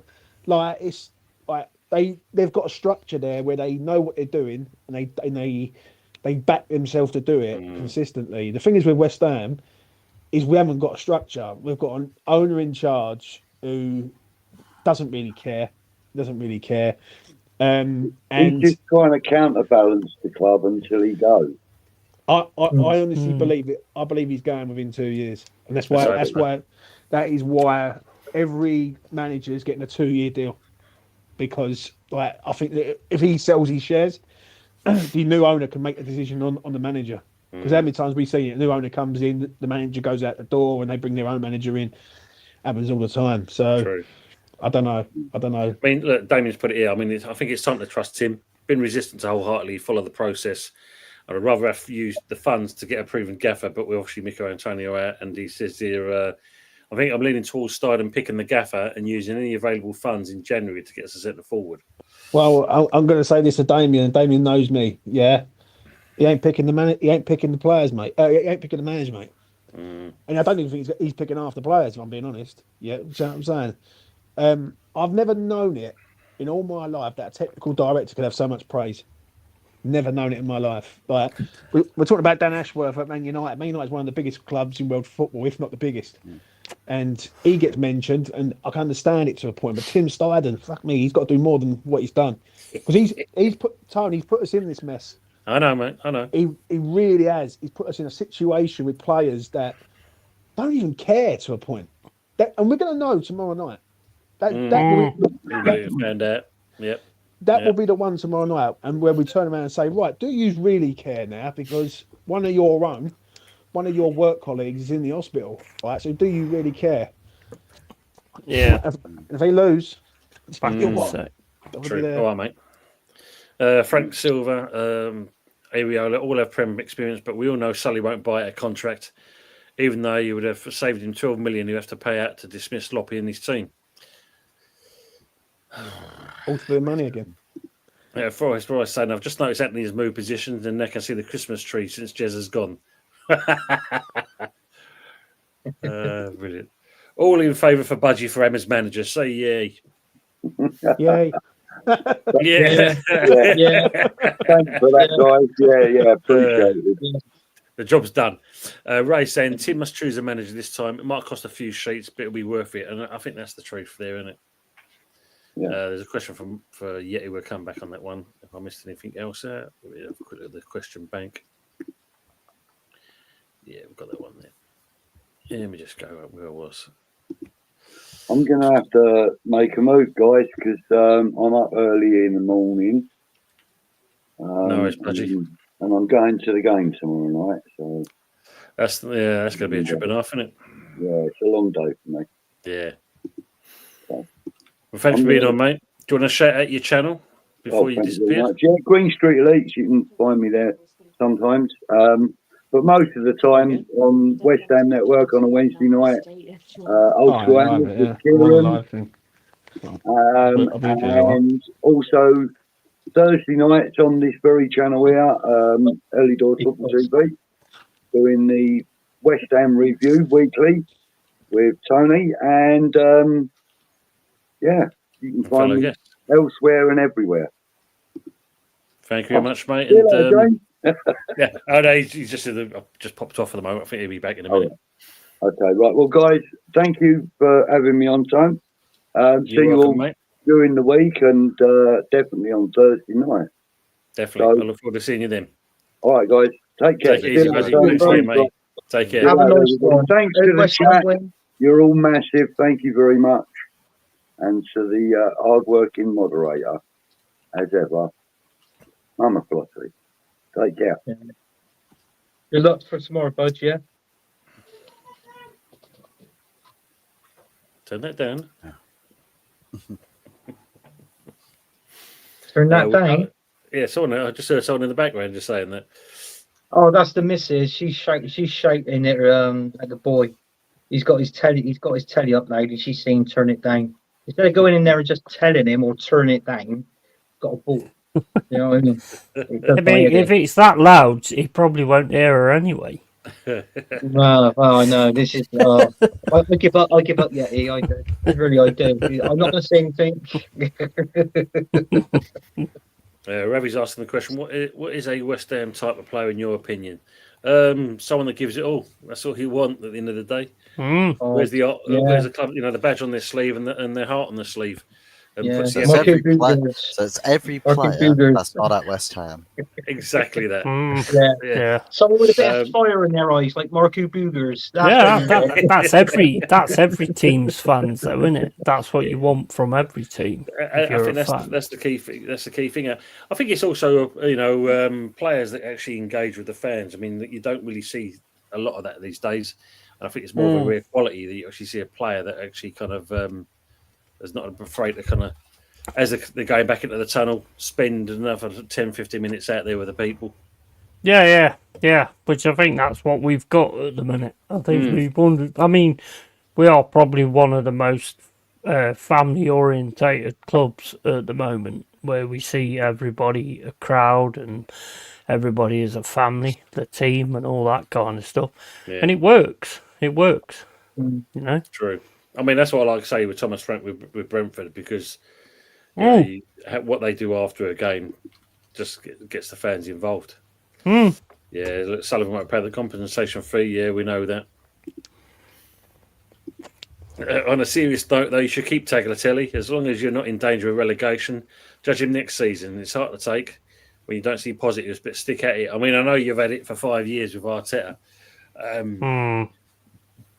But with this one, I mean, the fact that he keeps changing the team week in, week out, it doesn't help. That lineup today was ridiculous. It was, as soon as I saw it, I was like, that is ridiculous. He's tinkering again. Yeah, not good. Yes, yeah. Colin saying, guys, I honestly believe Salon will sell up next year, and it would either be money from America and the Middle East for sure. We can only hope. West Ham Network, which Budgie's on an evening times, on a Wednesdays, and that's Budgie's channel as well. Absolutely. Make sure you sub and like to that. Absolutely. Yeah. Excuse me. Damien said, I flip-flopped on the Stydon project, James. I was confident in the playing squad and thought any available money should have gone towards securing a first-class gaffer. But with him, I think it's time to just let him take the reins. Not under our owner, mate. I love the confidence, but I've been saying this for 9 months, and Tom knows this for a fact. I was saying it last year. I was like, please don't believe it, because Sullivan will pick the next manager. He even picks the players for Sullivan. I'm surprised he don't fucking feed them and all. Yeah, that's coming. Go on, Fuzz. What do you want to say?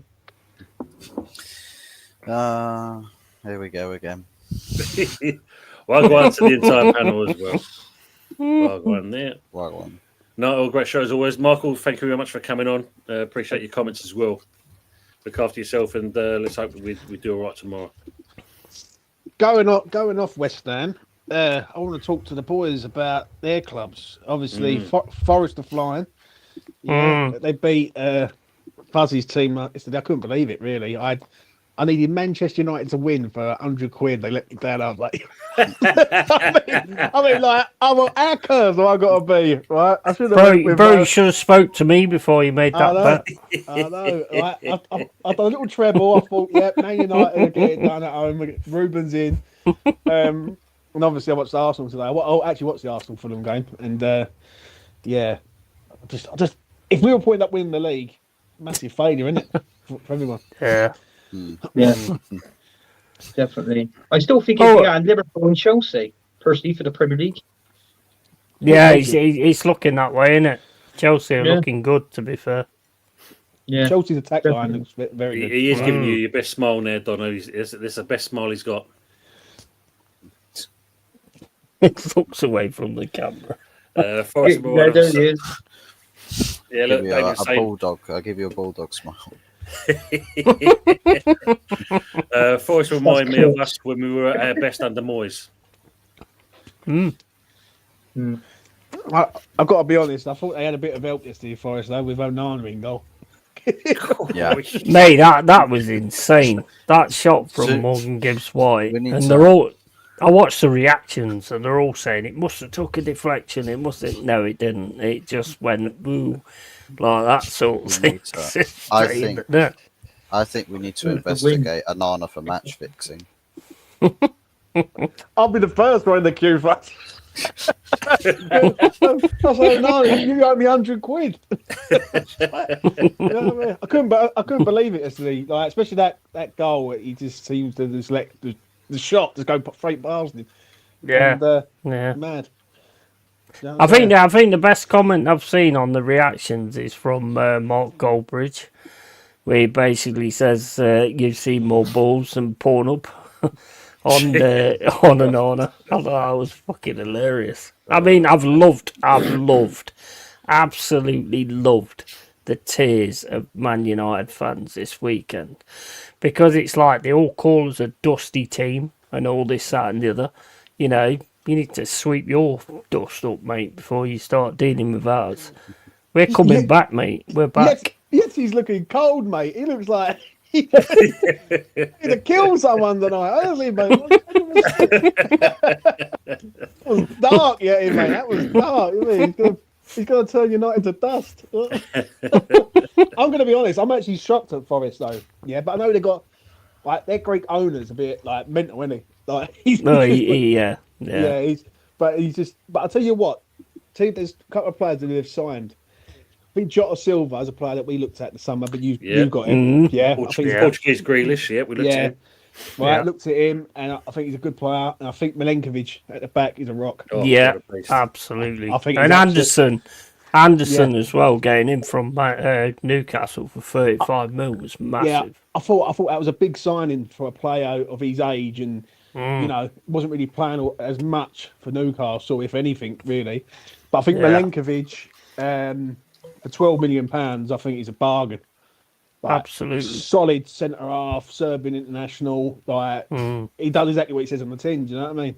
Yeah, 100%. And he works well with Murillo as well. Yeah. You know, the pair of them. That's the one thing, because like last season we was losing concentration in the defence. Yeah. This season Nuno sorted it. I mean, you can't say any different. I mean, he has actually sorted it, and yeah, we're looking good. I mean, 5th place. I never expected that. I mean, it's only coming up to Christmas, so I mean, you can't get too far ahead. But you know, 5th place is just amazing. You know, we'll probably finish just outside the top 10 or just inside the top 10, but whatever, mate. I'm loving it. That'd be a good season, wouldn't it? I reckon you might go Europe yet. Yeah. I reckon you might go Europe. Possibly. Seriously, yeah. Even if it's for the conference, you know, Europa League conference, you know, is an improvement within itself from last season, from where you finish and where the players he's got in, and also your Primark Jack Grealish as well, you know. So that's, you know, I reckon you've just gelled like that. I said it to you last night on last night's show. How you've gelled completely. That bringing in those players like that, I reckon is amazing. I reckon and your owner as well. Plus you got Edu now, so Edu might get you a £100 million player. So you know. Yeah. I mean, we'll see how that one goes, but I mean, I don't understand the Edu thing, to be quite honest, because we've already been bringing in quality players anyway.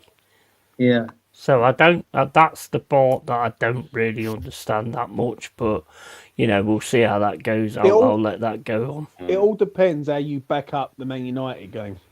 Like, I remember a game the other week when you played us. You battered us. In the following week, you played Newcastle and you lost at home. Something like that. Yeah. And I think if you get back to back wins, that's when you start looking at being in the top 6. Because I'm going to be honest, this is the weirdest Premier League I've witnessed for a long time. Teams are beating each other. Man United are. I'm enjoying it. Because I mean, we've been in the Championship for a long time, and the Champion's been like that, whereas anybody can beat anybody. And to me, the Premier League is going exactly the same way. So I'm kind of enjoying that as well. And the thing is, what we've got is something that Arsene Wenger used to say: bounce back ability. Because when we lose, we win the next game. Yeah. So it's funny you're saying that, because obviously when you first started talking about Forest and that, and of course Anthony kind of mentioned it, I was going to say to you, James, sounds a bit like West Ham. You know, bowl these players in, Europe guaranteed. We'll be in Europe for the season. And, look where we are now. Basically, you know, it's but you know what? I think when I look at Forest, they've got their home crowd is very, very special, especially at the City Ground. Yeah. I mean, when they get going at home, like, they're a good side. They've just got to sharpen up on away from home, which I think they have done to a point. The issue is when he signed all them players I think it was last year. I think it was when he signed about 30 players or 20 players or something. Because like all the low leads left and all that, you got to get them all in the side. I think Hudson Odoi a good signing. I think Alanga's a good signing. I think Morgan Gibbs White is a player. When you sign him for £40+ million, everyone went quite a bit over the top for him. But look how he's come out. Yeah. I think Chris Wood, for me, is someone who has been around the Premier League scene, and I think he's found his place at Forest now. Yeah, you know what I mean? 100%. 100%. And like, I think he's suited for that style of play. It all depends on now how you get through the Christmas period, because it's okay going to beat Man United, but if you're going to lose the next 3 or something, then it's a completely different scenario, isn't it? Do you know what I mean? Of course it is. Of course it is. So, and the thing is, the Conference League. Listen, we done it 2 years ago. It's one of the best moments of my life. Yeah, and to witness that sort of journey, to get to the final, and we're not like any other big club. Like when big clubs win big trophies, they enjoy it and they're looking to the next thing. Whereas I think clubs like ours are a bit more sort of reserved. And when we win something, we really do appreciate it for the period of time that we've waited for it. Do you know what I mean? Yeah. So for me, I think Forest can definitely finish in the top 10, 100%. I think that's a guarantee, really. It just all depends on if they can keep them 2 centre halves fit and the spine of their team fit for a point. True. Yeah, I agree. There's one for you, from Michael Chelsea, and he's asking you, what did you think of Steve Cooper's time at Leicester? I heard many of their players weren't happy about his management style compared to when they were under Enzo Maresca. Well, the thing is, for Steve Cooper, I mean, when he first came to us, I mean, we was bottom of the league of the Championship, and he got us promoted. You know, I don't think Cooper is a Premier League manager. I think he's a Championship manager, personally. I don't think I mean, look, he kept us up for 2 seasons, so, I mean, you can't fault that. But, you know, I just don't think he's ever really took to the Premier League, to be honest. That's just my point of view on Cooper. And I wish he had done, because I wanted him to sort of take us to glories, you know. Because, I mean, I did a stream ages ago on Door on Tour on the Forest, and I said this guy could be not the next Cloughie, because nobody's going to be the next Cloughie, but he could do the same kind of things, you know. So I was quite disappointed when that kind of didn't happen. But, you know, this guy, Cooper, they bought loads of players in. None of them players was anything to do with him. He built an 11 that kept us in the Premier League. Now that is fucking huge. Yeah. That is huge. And not many managers can do that. That's true. I'll give him that. Good evening, Richard, as well. I hope it's all good. Fair play to Forest yesterday. They can't play Football United. No mugs. They're not playing good football. 100%.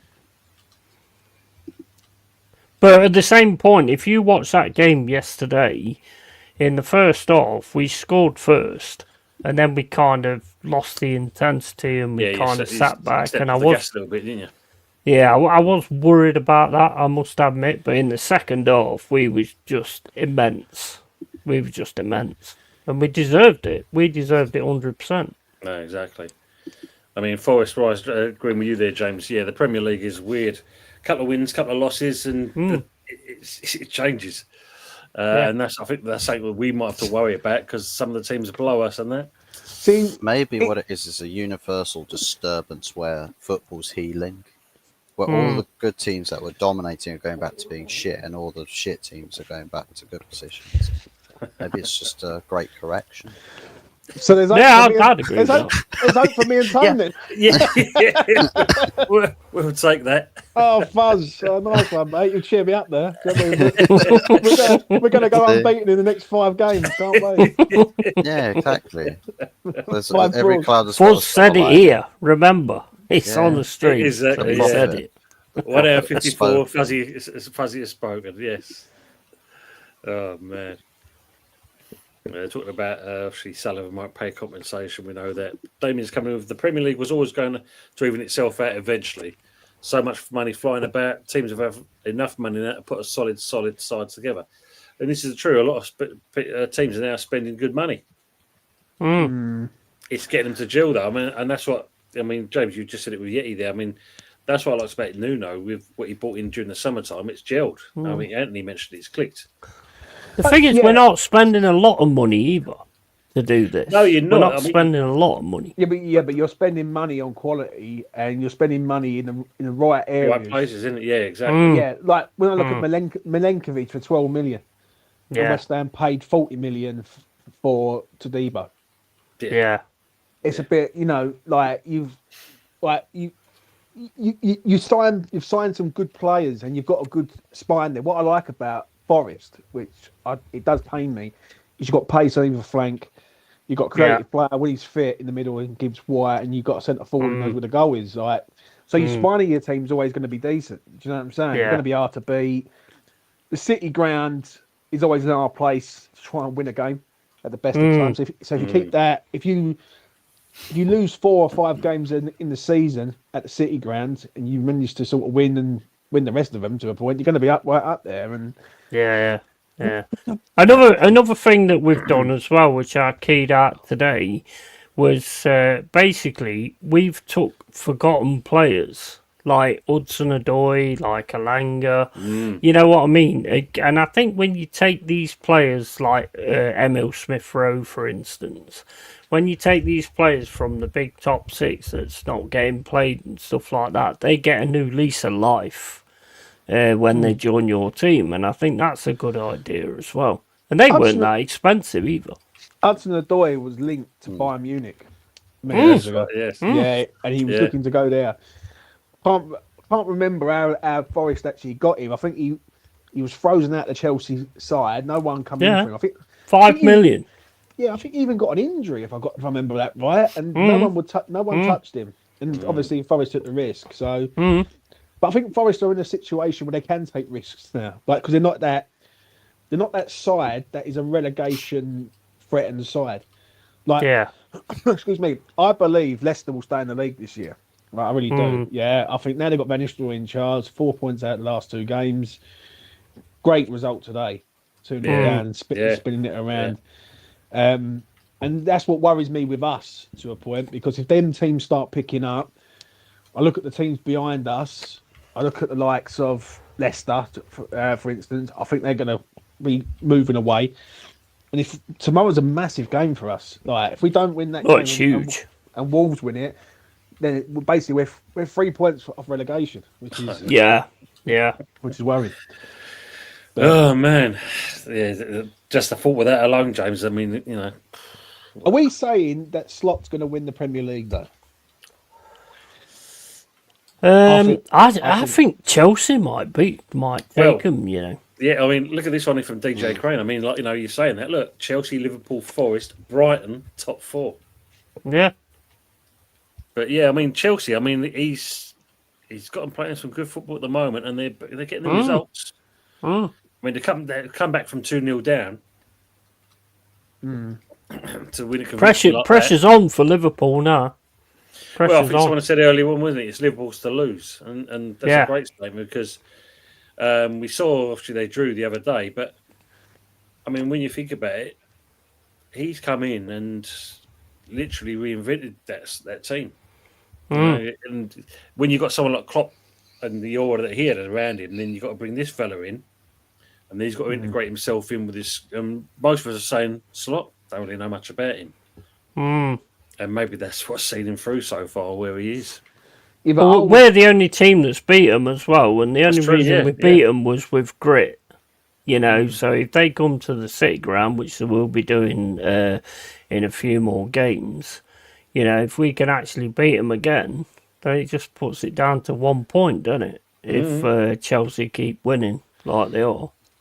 I don't know. I think Liverpool. I think what happened with the Forest game at Anfield woke Liverpool up in one way. Yeah, I agree. I agree. Because there was nothing. They was winning games. Nothing was really happening. And then all of a sudden, that was a bit like a shock to everyone that they lost, and not just lost, but the way they lost. The thing is, when I look at Liverpool, they've played City at home, they beat them. They played Arsenal away, they drew. The way I look at it is, they've got 3 games to make sure that they don't lose out of, and I think they can beat the rest of the teams in the league. Like they've got us coming up on the 28th, I think it is, of December. Yeah. For me, at the LS, that's a big game. But West Ham right now, Liverpool rolled us 4 or 5. But if West Ham have a new manager in charge, whoever it is, it's a completely different game then. Yeah, what I'm saying? absolutely. Agree on that. Absolutely. Agree on that. Arsenal managed to put in this game, look, 4-3 to Atletico, 94th minute. Cool, that's a game and a half. Richard's asking you, Fuzzy, do you like Ruben Amorim's white Lacoste trainers? More drip than the ball fraud. He's a good-looking geezer, isn't he? It's the smile, isn't it? It's the smile that gets everyone. It's the white trainers. I love it. You know what I mean? Matches his eyes. Yeah, it just turns around. I'm going to win it all. Good evening, usual stuff. Good evening, all you beautiful people. Absolutely. Lawrence is saying, James, what do you think of bringing in Consorcio as coach? 100%. He's the one that if you really want to go out and be ambitious, he's the one you go and get. He's free. He's like, he ain't attached to no club, but you know, we need Premier League experience, apparently. Give up with it. Not Eddie and Kay. Damien's saying we need to get this next appointment right. West Ham, make or break. True. Good evening to Anthony's cousin, Where's Herbert? Big up, mate. Has anyone seen the Wonka film? Depends which one. Or is it the new one? I don't know. Good evening, people. I hope everyone's well. Absolutely. David saying, I hope win, lose, or draw. The ball just get rid of the lot. It's unsustainable under him, clear as day. And I think everyone can see it apart from, as we know, James, this well, your best friend. Your best friend. Yeah, just don't watch my streams when it comes to Sullivan, mate, because I let it all go. I must admit, I lost it on Tuesday night with him because I just know him like the back of my hand. You know, I know exactly how he works. He does the same thing every time. He's done it for the last 14, 15 years. So, yeah, like, I've got a feeling. I don't know why. Maybe I might be wrong, but I just don't think he's going to get rid. No. I really don't. I hope he does, because if you want to, where the Premier League's a bit sort of congested at the minute, where all the teams are beating each other, if you can kick into gear and nick a few results, you can get right up the league. It's a completely different ballgame then. 100%. Yeah. Do you know what I'm saying? Yeah, like, if West Ham beat Wolves tomorrow and then go to Bournemouth and pick up the result, it's a completely different swing in the Christmas period. It's just whether or not he looks at that and, you know, thinks like that. Do you know what I mean? Because his attitude really is, well, if we're not in any threat of relegation, then there's no reason to get rid of him. No, of course. Of course. You know what I mean? Look, just going on the Liverpool thing there. Mo Salah was going to AFCON in January. Well, that could make a difference. Big up Macy as well. Yeah, but doing well for Leicester of Van Nistelrooy. Another one we missed out on. Mourinho lost Fenerbahce. Were beaten 1-0 by Besiktas. There you go. Mourinho's on his way. Let's hope. Wait 7 days and see if... That'd be chaos, wouldn't it? You think it's bad with Lopetegui? Imagine Mourinho in charge. Jesus. Wait 7 days. Ask me again if Liverpool will win the title. Yeah, we'll ask you that in a couple of days' time. Then, Harry, keep your word to that. And the original Gene Wilder. Guys, this will be my team for tomorrow, considering 1-4-4-2, Fab, Aaron Wan-Bissaka, Mavro, Kilman, Emerson, Somerville, Paqueta, Alvarez, Bowen. 4 kudos. We win 4-1, 4 2, kudos 2. Lot be gone before end of the week. Oof, imagine that.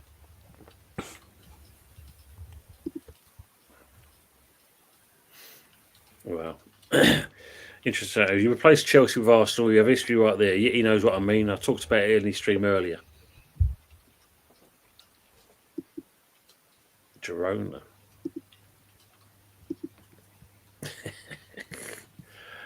Not of our defensive errors and a clown goalkeeper, Tont, mate. We still have work to do at Chelsea.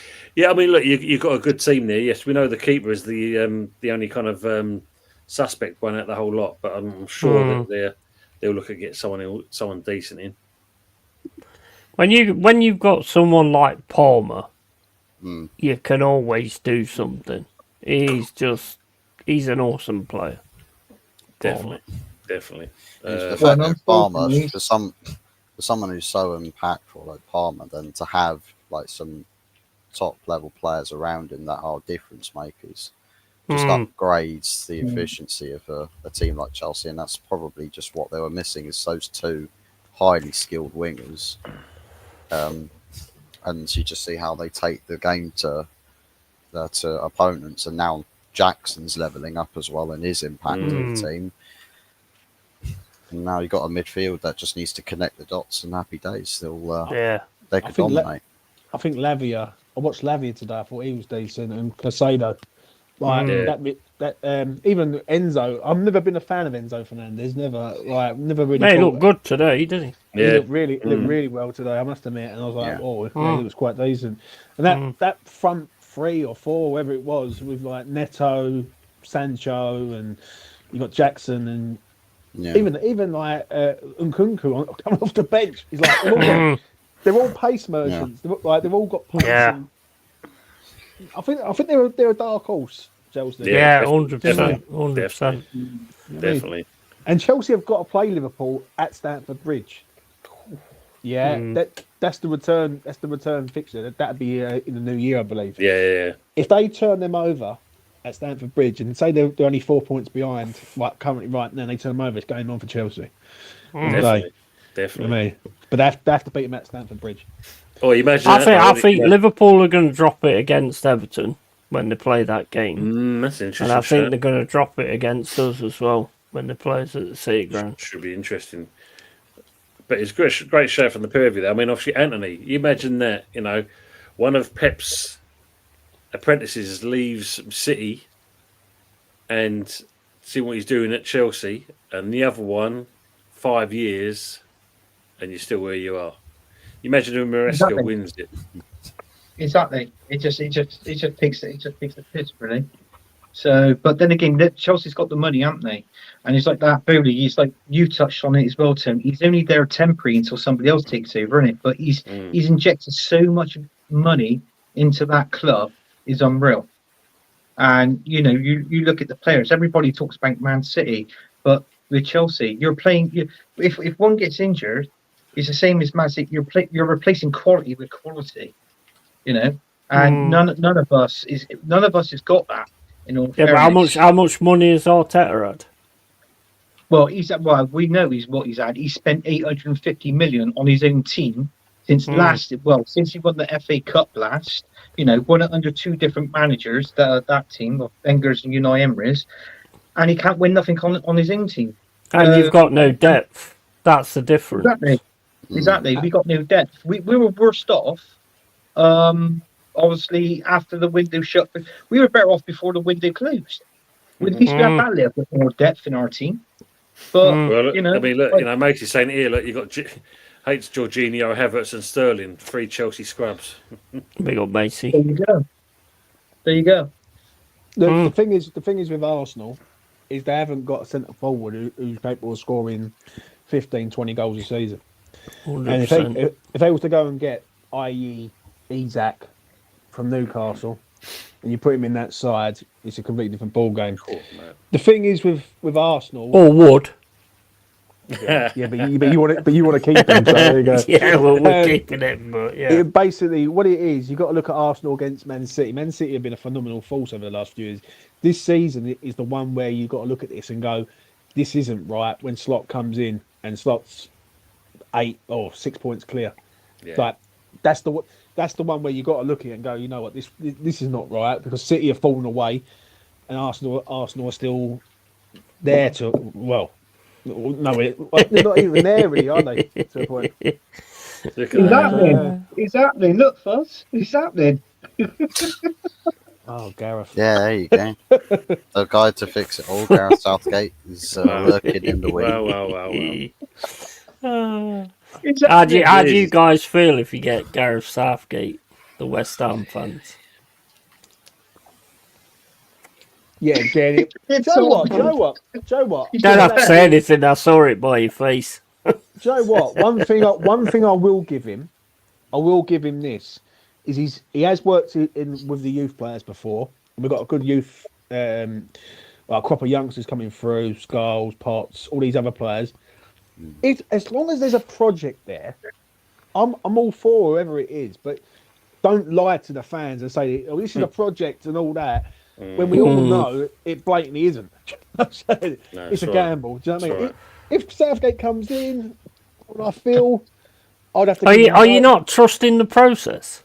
Yeah, trust the process. Nah, yeah. You've got to lose every week to understand the process. These is there. buzzwords don't affect me no more, don't they? Trust the process, time to gel, bedding in. Okay, I've had more bedding in than Alan Titmarsh, mate. 100%. You know what I mean? It's just ridiculous. Some of the buzzwords I've heard. But Man. how would you feel with it with Southgate, Tone? Oh, mate. He loves it. He loves it. Have you watched our Wednesday night show on the Wednesday? Didn't you have to look at the reactions? You could see what they think. But Tone, let me put this to you: if he was to integrate the youth into the side and which you know he's good at doing, yeah, definitely. Yeah, that sort of things. Is that such a bad thing if you can see a plan? Like, I know what people are saying about him. Don't get me wrong, but like, I don't see like Lopetegui was supposed to come and integrate the youth. They've all got alone. Yeah, he's got to integrate him with other clubs. That's what he's got to do. Yeah, that's what he's got to do. I think with that, I mean, it's a great shout with the youth element there, the kind of thing. But then I don't want to see the likes of kind of like Pellegrini and Grant rubbed into one. Yeah, and we're seeing that style with him. Look, his forte is the under 21s. That's it. Keep him in there. Job done. We need something a bit more better than that, basically. That's true, in my opinion, anyway. Just want to say big up to Chris from Meta Football TV. Thanks very much for this. Big up to the entire West Ham United community. All the best to Antonio, friends, family, and all. Don't worry if you've covered it, mate, because it's nice to hear it, because it shows you that's the spirit of all us coming together. Football is football at the end of the day. But something like that brings us all together, which is great. Life means more than football. Absolutely, mate. Absolutely, we all know that. Usual suspect saying tomorrow's game is absolutely P45 derby. Everybody saying about the new version of Wonka is a waste of money because it's basically a musical and Foley destroyed it. Matey saying Monaco will smoke Arsenal on Wednesday. Minamino masterclass. Ooh, imagine that. He's supposed to sign a 2-year contract. Oh, yeah, Salah's supposed to sign a new 2-year contract, isn't he? By all accounts. So we're just saying I can see Wolves and West Ham a draw tomorrow night. So if that's the case, do they both go? 0-0. What if it's 0-0? They both go. I'm going to say don't get sacked unless we lose tomorrow. Mm. I think if we lose tomorrow, I think he's gone. I think if we draw the game, depending on how we draw the game, it will be like, say for instance, if it's a 1-1 draw, just if it's a 1-1 draw, can't really see him getting sacked. Probably not. So yeah, P45 for Lopetegui, please. Fever Club will draw was bizarre, definitely. Big up to AK4 Pete. Hope you're well. Anthony is wrestling in his last match next year. Did you know that? Oh no, it's John Cena. Sorry, mate. Spelling mistake. Fuzzy Emma in the era. He's laughing at you. Big up the Wurzel. Yeah. Tony, Dickface Sullivan is certainly not my best friend. I hate the man, what he's done with this great club and us, the wonderful fans. Yeah, we knew that. Well, we were warned by Birmingham City fans, weren't we? We was warned. I suppose the worst part about it maybe is gold disappearing from the part on this earth. We still love Mourinho, but money needs to be spent on a centre forward. As much as I rate Mourinho, he's not going to lead the line and run channels now. We know his players. Casado will receive next year's Christmas card before this year's red card. Brilliant. Man City will still finish ahead of us. I reckon a battle for third against Arsenal will go the distance. Ooh, possibly. Possibly, yeah. We absolutely need someone who knows the ins and outs of a Premier League football. I mean, James, you've hit that as well, haven't you? You said exactly the same thing.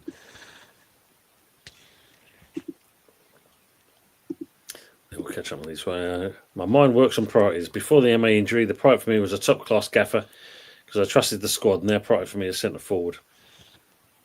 That's a concern, especially in the January window, where you're going to find a striker of quality who's going to be available.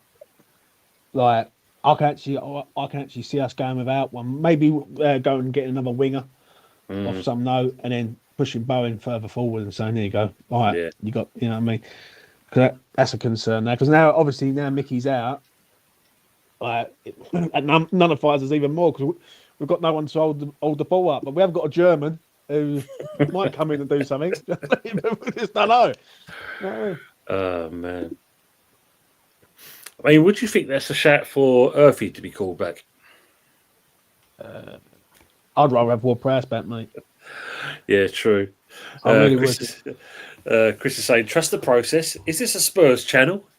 No, oh dear. Rich is saying, I think Southgate would be a good fit for West Ham. Honest, can't be no worse than Moyes and Coco the Clown you got now. I'll tell you what, Jamie O'Hara having a meltdown on Twitter earlier was probably the highlight of my. I'll have to look at that. Mate, go on Twitter. Like, I even retweeted it. And he's completely lost it. He's had enough and all that. He tomorrow night at 10:00 after the West Ham game, they're going to be doing a live show. I think it's going to be epic, mate. I think it's going to get absolutely rinsed.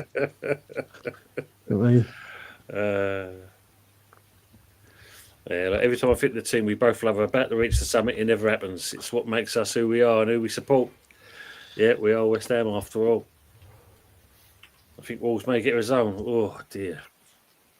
We was getting on so well for us, right? We was really getting on so well. Then you come out a comment like that, mate. To be honest, I've got a funny feeling the will. To be honest, I think it all depends on how we adapt to the situation and what's happened. Like, if, as I said earlier, if we are emotionally charged, then that could go the other way, and we can all fall apart. We could end up losing the game 3-0, and you know. I hope we use it as a positive rather than a negative. Yeah, but tomorrow night's going to be interesting. For one reason, you're going to see if these players do really care about the club. Yeah, but you can also get like emotionally charged and go too far and leave gaps and all that kind of stuff. So that can kind of happen as well. I agree. True. Good evening to Darren Sullivan. We'll sack useless Mikel Arteta. We know exactly what we need. Bowen up front. Arteta is beating Emmers is not what won't win the Premier League. Wow. Yeah. Probably right there though. Big up, Darren. Look there. I would take, you know me, Tim. I'll take Bowen, but I'll put him out on the left where Martinelli is. I'm sorry, but to me, Bowen's not going to score 15, 20 goals for Arsenal, is he? He will score goals for us, don't get me wrong, but I'd rather play it where it's safe, play him on the left, and then just get a decent striker in. No, it's true. He's not leaving. No, We're not selling. Leave.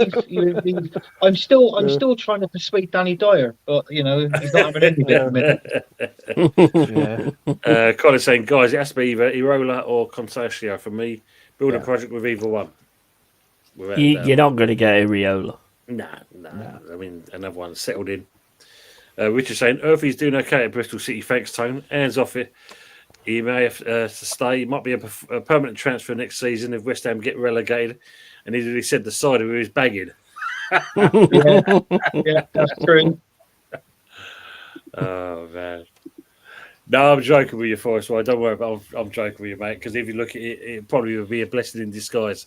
Early doesn't mean no disrespect. Just go with my gut feeling. I do think overall you guys have enough to start for sure. I think we have, mate, but I think I'm jesting with you, mate. Don't worry. I think if you look at it, in certain respects, I think there's a majority of us that are hoping that Wolves do beat us.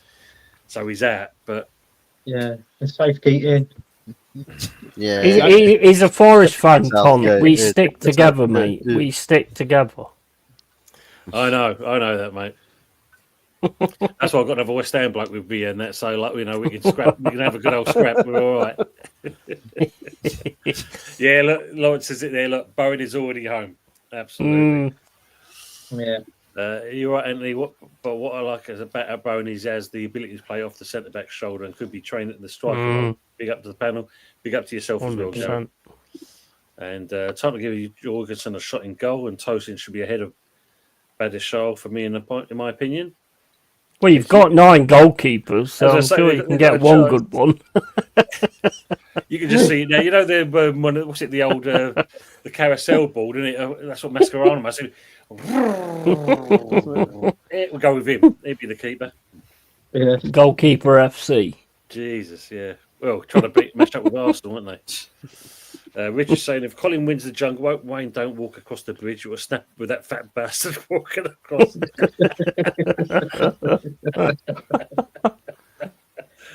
Oh, brilliant. Sad. It's sad to know that your brother's actually watching the jungle. Then, isn't it? It is, isn't it? Isn't it?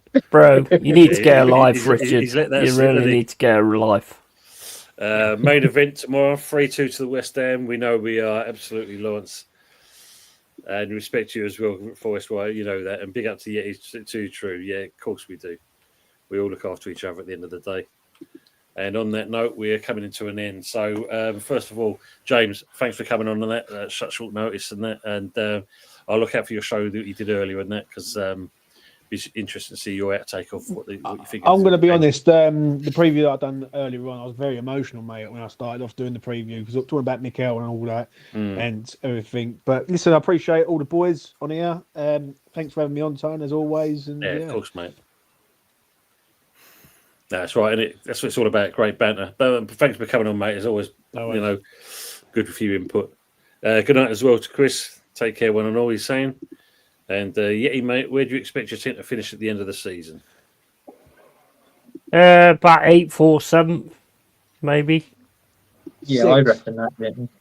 I'm going for 6. Yeah.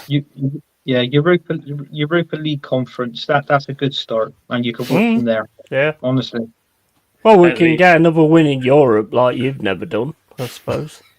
Anthony's, your brother saying, not watching it, Ant. Never do. I'd rather look at the rust on the hinges on Tottenham's trophy cabinet.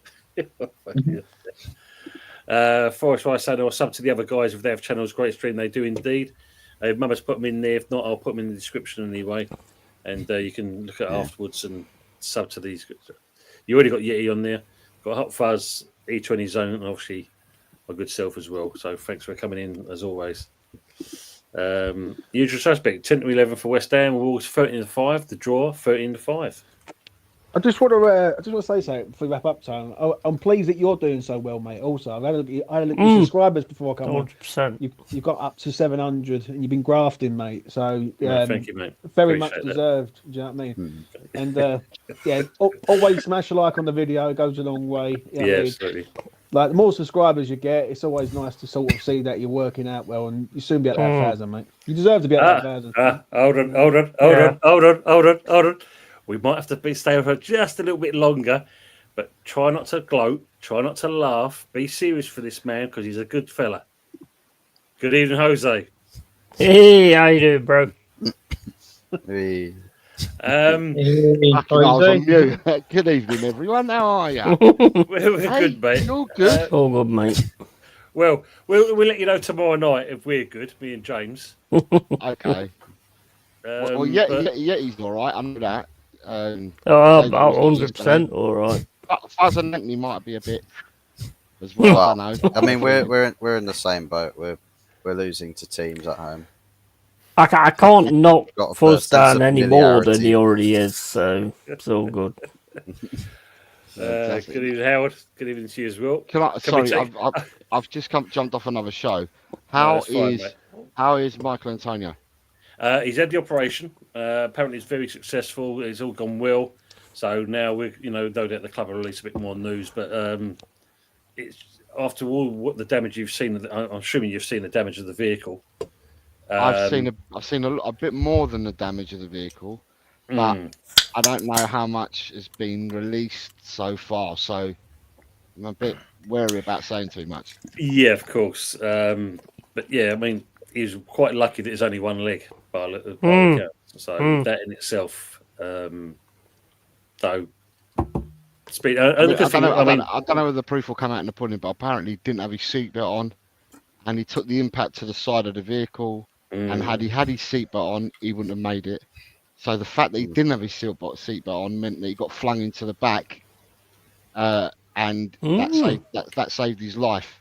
Wow. Yeah. Is what they're saying. Yeah. And he had a double fracture, the femur, in it. It's a double. Yeah, double yeah, but it's only one compound leg. fracture. Out of all of that, though, Yeah, you know, when you double think about it, because when you see that, you know, one side of the vehicle is completely written off.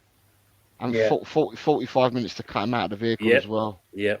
Yeah, So it's I've all- seen photographs and I've seen statements and stuff like that, but Mm. obviously it's not been put out there. No, I of mean, course. I can send it to you because I've got you I've got your number. I'll send you the stuff that I've got. Yeah, thanks, mate. But yeah, it's very Thanks, scary times, man. Very scary times. Well, the thing we were saying earlier on was when you heard the comment, like, you know, our thoughts and prayers go out to his family and friends and that, you think the worst straight away. Mm. You But know, when you that's look at the thing pictures then. of the car, you would think the worst, wouldn't you? Yeah, absolutely. 100%. 100%. And Jose, just to let you know that, you know, Howard's comment on that, you know, it was not intended. It just came. The timing was the same time as you came in. Funny That's all right. It's no problem at all. No, I know Howard already, and he's probably taking the piss out of me as it is. What's the hours over Christmas, Tone? Owens wants double time. Yeah, well, you know what he's like. He can want for nothing, really. But yeah, we'll come on to that. Well, is it El Cockerel, yeah? El Tel Cockerel. El Tel Cockerel. Yeah, Yeah. I'm just saying, like, when I was watching that game, Tottenham against Chelsea, and they was chucking those things on the pitch and stuff like that, load of rubbish. I made the point that it's not the first time that Spurs have had rubbish on the pitch. You're probably right, mate. And El Tel Cockerel is the channel name. My name's Jose. So you can call me Jose. We're all friends mate. here, after all. Yeah, Howard saying, can he retract his statement? And he just put back you when you came in. Nah, I mean, too late for that, Howard. What did you make of that game, Jose? I think the neutral might have been really, really happy with the game, and they saw an Yeah. exciting game. Yeah. It was such an open game. I've just come off another show, and my comments are: it is what it is. You know, at the end of the day, we were naive as a team, Henry. and the two penalties that we gave away. Oh, mate. Well, absolutely. So the first penalty that Basuma gave away, he's gone down. Caicedo in one action went down onto a knee from when the tackle came in. Hardly got touched. Went down on one knee and got straight up in one action and went like that because he got one on his old mate. They used to play at Brighton together. Yeah, So that's true. he knew Yes. what was coming. He knew what was coming, right? And people. I thought he got took out, though, to be fair. People that were watching the game live at the stadium said that they were at the other end of the pitch and they saw the slide coming in, or they saw him, and as soon as they saw him, they said that the whole South Stand said, "Oh no!" before he went down to slide. They were all screaming it from the other end of the pitch because they knew it was going to happen. And the other one, perhaps, you're taught from an early age. You're taught from an early age playing football. Jockey, someone's got their back to you inside the box. You jockey the player. You don't go straight running into the back of them and climbing all over them. It's a. You need him in the horse. You need him in the horse. It's a penalty all day long. Of course it Yeah. is. So you know, Of course it and is. at the end of the day, course it is. it's naivety. But then, you know, Chelsea were there for the taking. I mean, Cucurella made the two slips that led to our goals. yes. But the goals were taken. But the goals were taken well, and there was other chances that we had as well, and they were there for the taking. But Chelsea come at us. You knew they were going to come at us, and even at 2-0, I didn't feel confident. And if we'd stayed 2-0 to half time, then maybe it's a different game. The second half, you knew Chelsea were going to come at you. Chelsea were definitely going to come at us in the second half. And we've got, I mean, I said on this other channel today, we've got two fullbacks, supposed fullbacks, that are not fullbacks. So Pedro Porro is not a fullback. No. Destiny Udogie is not a fullback. They are wingbacks. They're being taught, or I hope they're being taught how to play fullbacks, but they can't play fullbacks. And then you've got the two midfielders in Sarr and Basuma who were away with the Fairies and have been for a while. Basuma's actually been away with the Fairies since we signed him from Brighton. It's either that or the helium that he does. And up front, all we've got is Dominic Solanke, because Brennan Johnson, although he'll get you a goal here and there, he offers nothing defensively. So when teams are in transition, he don't help. So you lump them. And Sonny is Sonny's been an absolute fucking magician of a servant at the club for years. Mm. But anybody can see that he's going on. He's on his way down. Yeah, He's not, Yeah, not going up any yeah. further. He's going down. But it's sad to see because he's been such a great servant for the team, Mm. for the club. Mm. And that his minutes are being managed and stuff like that. And then with the injuries that we've got, and I'm not going to blame it all on injuries because our squad just ain't deep and strong enough. But we knew this, or I knew this in the summer, that we were 3 or 4 players light. And I've just been on another channel now, and we've been talking about this, and you know they're saying, but all we want Levy to do is put his hands in his pockets to go out and buy 3 or 4 first-team players. So I turned around and said, well, open your eyes, because over the years you can see what he's done, and he's fattening the cow at the moment because he's buying youngsters. The contracts that are being offered are under 100 grand, so he's fattening the goose, so to speak, to sell. Yeah. Or that's what he's doing. It's either he's doing that or he's trying to make more money from himself. One of the two. And you know, who are the next players walking through the door? You've got Hung Min Hak, who is meant to be the new Sonny supply line, i.e. in the money that comes in from the Southeast Asian market. He's been signed. He's 18. He's with us next week. And next month we've got Vuskovic coming through the door, who's 17, playing his first team football out in Westerlo at the moment on loan. Where's the first team players? Where you know, instead of going down this route for all these youngsters, where's the first team players? True. Now, Me personally, I think your team lacks grit. I think your team lacks grit. When it comes down to the fight, there's no grit there, and I think that's where you struggle. I think there's a little bit more to it though, with Ange to a point. Listen, I like Ange Postecoglou, I do, but I do think he's another one who's stubborn in his approach. Like, you can't go toe to toe with Chelsea because you're going to come up like burnt to a point. Do you know what I mean? Like when you go 2-0 up today, you've got to play the game a little bit, shut them down, like frustrate them, and you know you've done the job by getting in the lead. You've got the 2-goal advantage. To keep playing the same way and thinking, you know what, we're going to score 3, 4, 5 against this side. Yeah, you can look at that, but then you've also got to have the in-game management, and I just don't think Ange has that. I think he's been sort of figured out to a point. I like him. I like the way he comes across. I think he's a decent manager, but I think he's a little bit of stubbornness there, where he wants to keep playing the same way over and over again. And then once he comes up against a team with better players, that's when they find out. True. The thing is, when you're coming in, right? So you have a load of people saying, "Well, what are you rebuilding from? What's the project about?" Blah blah. I hear all these people. And everyone's got their own opinion because we all see football differently. And I'm just I just think to myself, well, most of the team that Pochettino had was inherited by Mourinho, Nuno, Conte, and Ange at the start of last season. He still had players that had been at the club for 9-10 seasons.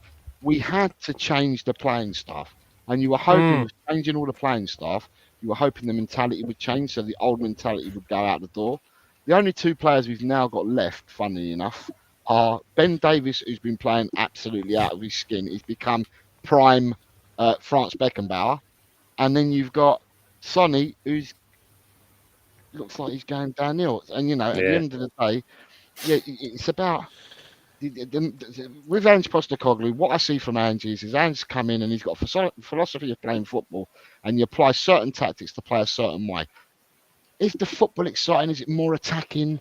Yeah. Is it more entertaining? Possibly, but that don't get you the results. Now, what you got to be careful for what you want though, because who's going to come in to manage at Tottenham? Because every manager that comes under this ownership gets burnt. So who can you realistically? I mean, I hear people saying, let's go and get Iraola. Let's go and get Thomas Frank. You know, I hear all this and I think to myself, why would Frank or Iraola, if the Tottenham job was available, why would they want to go to Tottenham? Because they can probably have, even though we probably rake in a lot more money than these people, they will probably get a lot more money to spend, and their recruitment of players will probably still be better at the clubs that they're at than what it is at Tottenham. I think Ange is. I think Ange is a good manager, but I think he's just got to change his ways. That's all it is. That's all it is, really. Because like you can play attacking football, but then you've got to play in-house football. If that makes sense. Like I watched the game from start to finish today. Yeah, And for me, when Tottenham went 2-0 up, I was thinking, God, like, they've completely gone through Chelsea here, and they've got Chelsea on the ropes to a point. The moment when you start sort of going, you know what, we're going to go for the third and the fourth, and not sort of slowing the game down, playing the dark arts to a point, because you've already done the damage in the first 10 minutes to go 2-0 up. And I thought he's a bit naive, Postecoglou. He tries to meet fire with fire, and sometimes teams just know how to get around that. Do you know what I mean? Like, and today I think he just proved it. Chelsea were a good side in the second half, I must admit. They seemed to go forward and they got the pace and everything. But I think Angie's got to not be stubborn. In my honest opinion. But the thing is though, mate, is that I'll go back again and I'll say exactly what I've said. I've always kept quiet because I'm a supporter. So yeah, and I've seen the good times and the bad times. I've supported the club for 50 years. So I've seen worse shit than this, let me tell you. But I've seen a lot better as well. Now, at the end of the day, I've kept quiet for a long time. And today I just said, look, I've kept quiet. I haven't really been outspoken about this. But personally, internally, I've felt Bissouma's not good enough. His mind is elsewhere. Perhaps Sarr may be a good player in the future. Still young, learning his trade for me. Maybe in the future. The two fullbacks we got ain't fullbacks. They're being told to do something which they're not good at doing. They're not fullbacks. They don't track back. They don't cover. So straight away you're down to two defenders rather than four. And then the wide players, like I said, the wide players we got. The only player that we've got up front that's any good and is any decent standard for me is Solanke. And that's with what we've got at the moment because everyone else is out injured. Today we've lost Johnson and the two centre halves that came in again. So we've got 13 injuries for going through.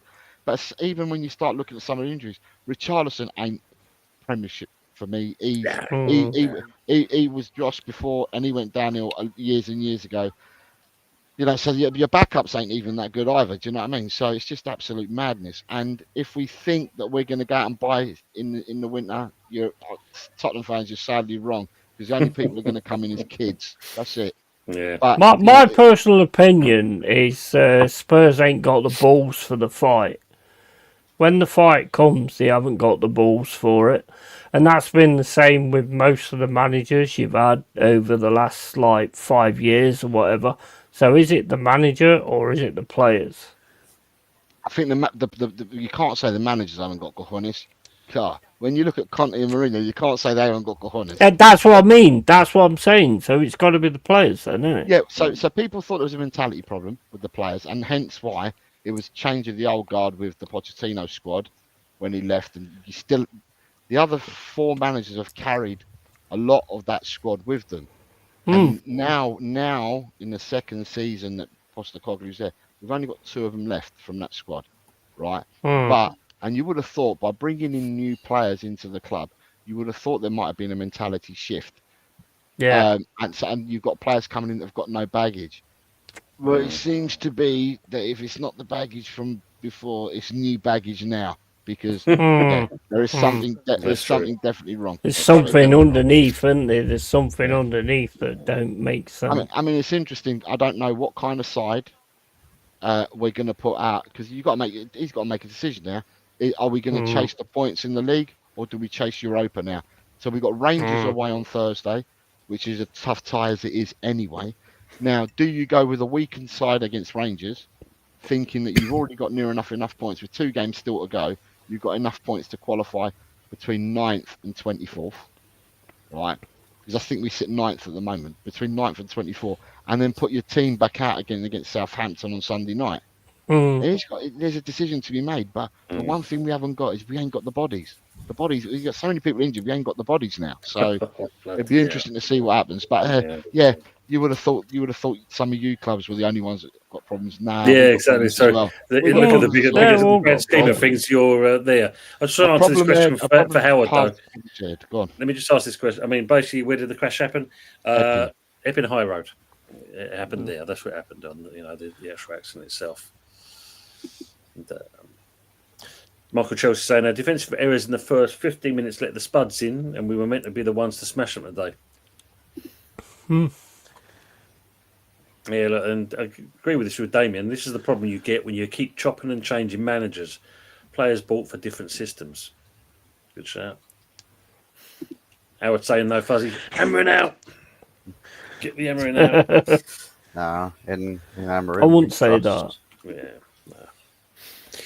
Yeah. Big Andrew Celtic's best manager since Martin O'Neill, the Larsons, Hartsons, and Sutton days. Good shout. Yeah, they're saying about the style. He definitely must be watching it. Look, Colin finished second. I bet Jamie Vardy voted the winner on his phone 1,000 times. Yeah, no. The thing is, if you have someone like Antonio Conte and he can't get the grit out of the players, then it's never going to be there, is it? But that's what I'm saying. The mentality that people believe there was. We had a fucking leadership group, mate, at Tottenham when Conte was there. And if you saw the documentary, anyone that had anything to say about the manager, they had an open door.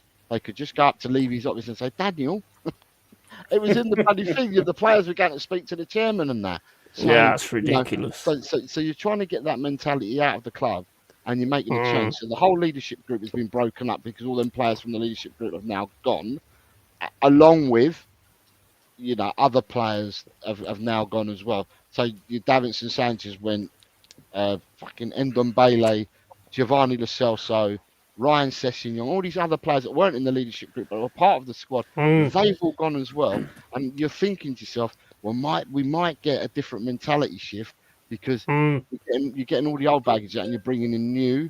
And it just seems to be, like you said, you're quite right in what you said. The bollocks for the fight, we don't seem to have it. But it's not even the bollocks for the fight. I'd say we ain't got the brain either for the fight. It's not just having the grit and determination. If you ain't got the minerals and you ain't got it up here, then you're not going to do much, are you?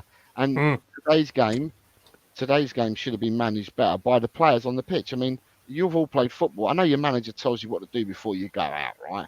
But we've all played football. If you see something on the pitch that you can affect, or you see a different movement that you can get someone in, you're going to go down that movement, not say, but the manager told me just to keep passing it down on my left-hand side.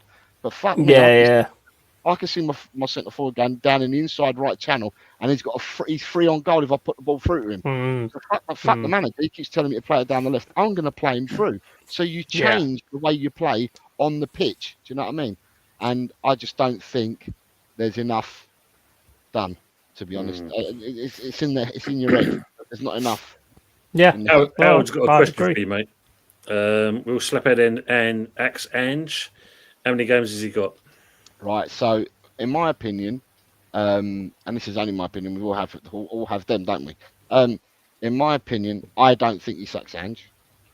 When you've got a manager that's still in the quarterfinals of the Carabao Cup, and this is only an opinion, and still Europa, fighting for to get through in the Europa, I think he sticks with him. But in saying that, he is notorious for sacking a manager at half time and sacking a manager 6 days before a cup final.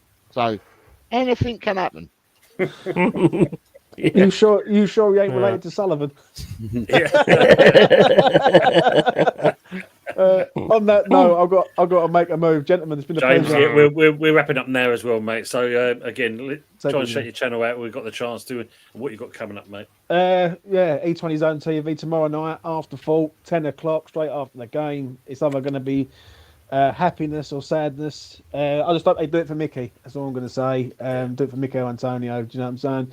It's a sad day in the West Ham community. I'm going to be honest, because obviously he's been here for a long time, nearly 10 years, and if that's his last game in the West Ham shirt, the other day losing to Leicester, very, very sad. It really is. Yeah. Take it easy, lads. Anyway, James, thanks again, mate. Catch up with you. Take it easy, bro. And for those who haven't, there's James's channel there, so if you want to get over there, share, like, and subscribe as always. Howard saying, love it, Jose. It's a fucking circus. Both our beloved teams. Very true. Very true. I don't know. Do you know what? In all honesty, right? If you look at the Premiership table, apart from maybe 3 sides, right, the top 3 at the moment, apart from that, you look at the league table and that, and you look at the form guide and that, Everybody else in the Premiership has been topsy-turvy. Everybody. You know, it's not as if anyone's gone on any fucking long winning runs and that. Everyone's been topsy-turvy. I mean, I'm looking at the table now, and you know when it says win, loss, draw, and all that, I'm looking at the table now, and I'm looking at every team below the Gooners. And so you got from Man City downwards, no one's gone on a consistent streak. Everyone's got W's, L's, and D's, you know, beside them. Yeah. That's everybody. And I'm talking about, well, it would be everybody because it goes right down to bloody Southampton. It's mad, mate. It is mad. It's just a mad league. So, but we're all in the same boat. Yeah, I suppose for the neutrals or whatever we're going to call them, I mean, we were saying earlier, a couple of wins or a couple of losses in there, and then suddenly it changes the dynamics, you know, immensely. So, yeah, should be good. What's David saying? Still leaves us in a European champion, top goal scorer in Premier League and European history. Love you, mate. Yeah, absolutely. And Howard saying the same thing. Can't see Antonio pull on the shirt again. Fuzzy, you'd like to shout at your channel what you got coming up as well, please, sir? Yes, farming in Hotfuzz 44 OG, and we've got some Victoria Club midweek. God only knows where that is. It's somewhere in Europe, apparently. And yeah, we've got them on the Thursday, so we've got the match previews for that one at some point in the week, probably Tuesday, because of course the good, the bad, and the ugly on the Wednesday. And then the match reaction following the game on the Thursday night. But maybe we could see some breaking news this week with the new director of football, or just some club updates of the sort. So yeah, it should be a week to keep our eyes open at Man United. And there's Fuzzy's channel as well. So those who haven't, please get over there. Smash him up a like. He's on the road to the 240 figure, so let's make sure we get him up there. That'd be very nice. Anthony, what you got coming up, matey? Yeah, we got I got nothing. I think on Tuesday, I think it might be either this Tuesday or next Tuesday. There's a quiz with Jez on his show on the Arsenal History and More. That's the 17th. That's not this Tuesday. That's next Tuesday. I got the show on Thursday night with Football Dad's Army with Lee, and obviously on Wednesday we have our show, the good, the bad, and the ugly. Thank you, matey. Thanks for coming on as always. That's what yeah. Good to see you back in here, mate. Yeah. And where can people find you, and what you got coming up? Well, first of all, thank you for having me on the stream. You know, big up to everybody that's on the panel as well. And my stream is Longy Jetty's Cave. It's a cool, chilled area where everybody can come in and have a laugh and all that kind of stuff. And I'm trying to sort out like a fishing thing with everybody that I stream with and all that kind of thing, when we can sort out where we're going to go, and also all the dwellers as well. Join the dwellers, but at the same point, when I say join the dwellers, I'm not so sure, because I mean I've got 300 subs now, and I kind of enjoy saying this is Sparta. So you know, so don't join the stream. You know, don't sub. And I'll keep my 300. And we all have a laugh and get on really well together and all that kind of thing. But yeah, Long-Haired Jetty's Cave. Always keep it real, keep it yay. And thank you, everybody, for having me on here. Yeah, brilliant, mate. As I was saying, yeah, look, fishing tractors. That'd be an interesting one. Fishing for tractors. Before the last one, before we go, question before you go for Anthony, have you ever shagged a tractor's exhaust? Wow. No, I haven't. I won't recommend it. It might bring you novels. His 2-inch penis won't reach into the exhaust. No. Right for the last question there from Nick. Brilliant one. Jose, lateness is greatness, as they always say. Thanks for coming in, mate, and appreciate you being in here. What you got coming up, please, sir? Work. It's my last week of work this week before I break up, so Already? Yeah, man. I've got 3 weeks off, the- mate. 3 weeks off. Nice. Yeah. So Howard. I've been really busy with work trying to tie up all the loose ends because when a Tell me, manager goes on leave, if you don't do the loose ends quickly and properly, when you come back to more than what you left. So I'm busy doing that. So streaming wise for me this week, it'll only be I'll do the results show for my predictions league that I've got going. So I'll do the results show because there's a match tomorrow night and I'm away with work this week. I probably won't get back to do the results show till either Wednesday night or Thursday afternoon, and then back to Friday. I'm doing the results show. The predictions for next week. So that's that. And I've been the week after next. I will be free as a bird to visit channels. Free as a chicken. Free as a bird to visit channels or to be on my own channel. I've got 3 weeks of bliss. Wow. Thanks for having me, but I was on another show and that's why I jumped on. No. I left the other show because I didn't know.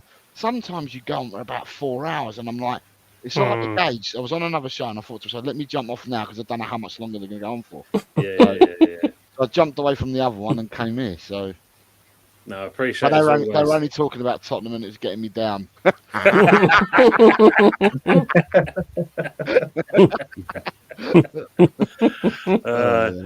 Brilliant. No, it was a pleasure as always having you on, mate. That's for sure.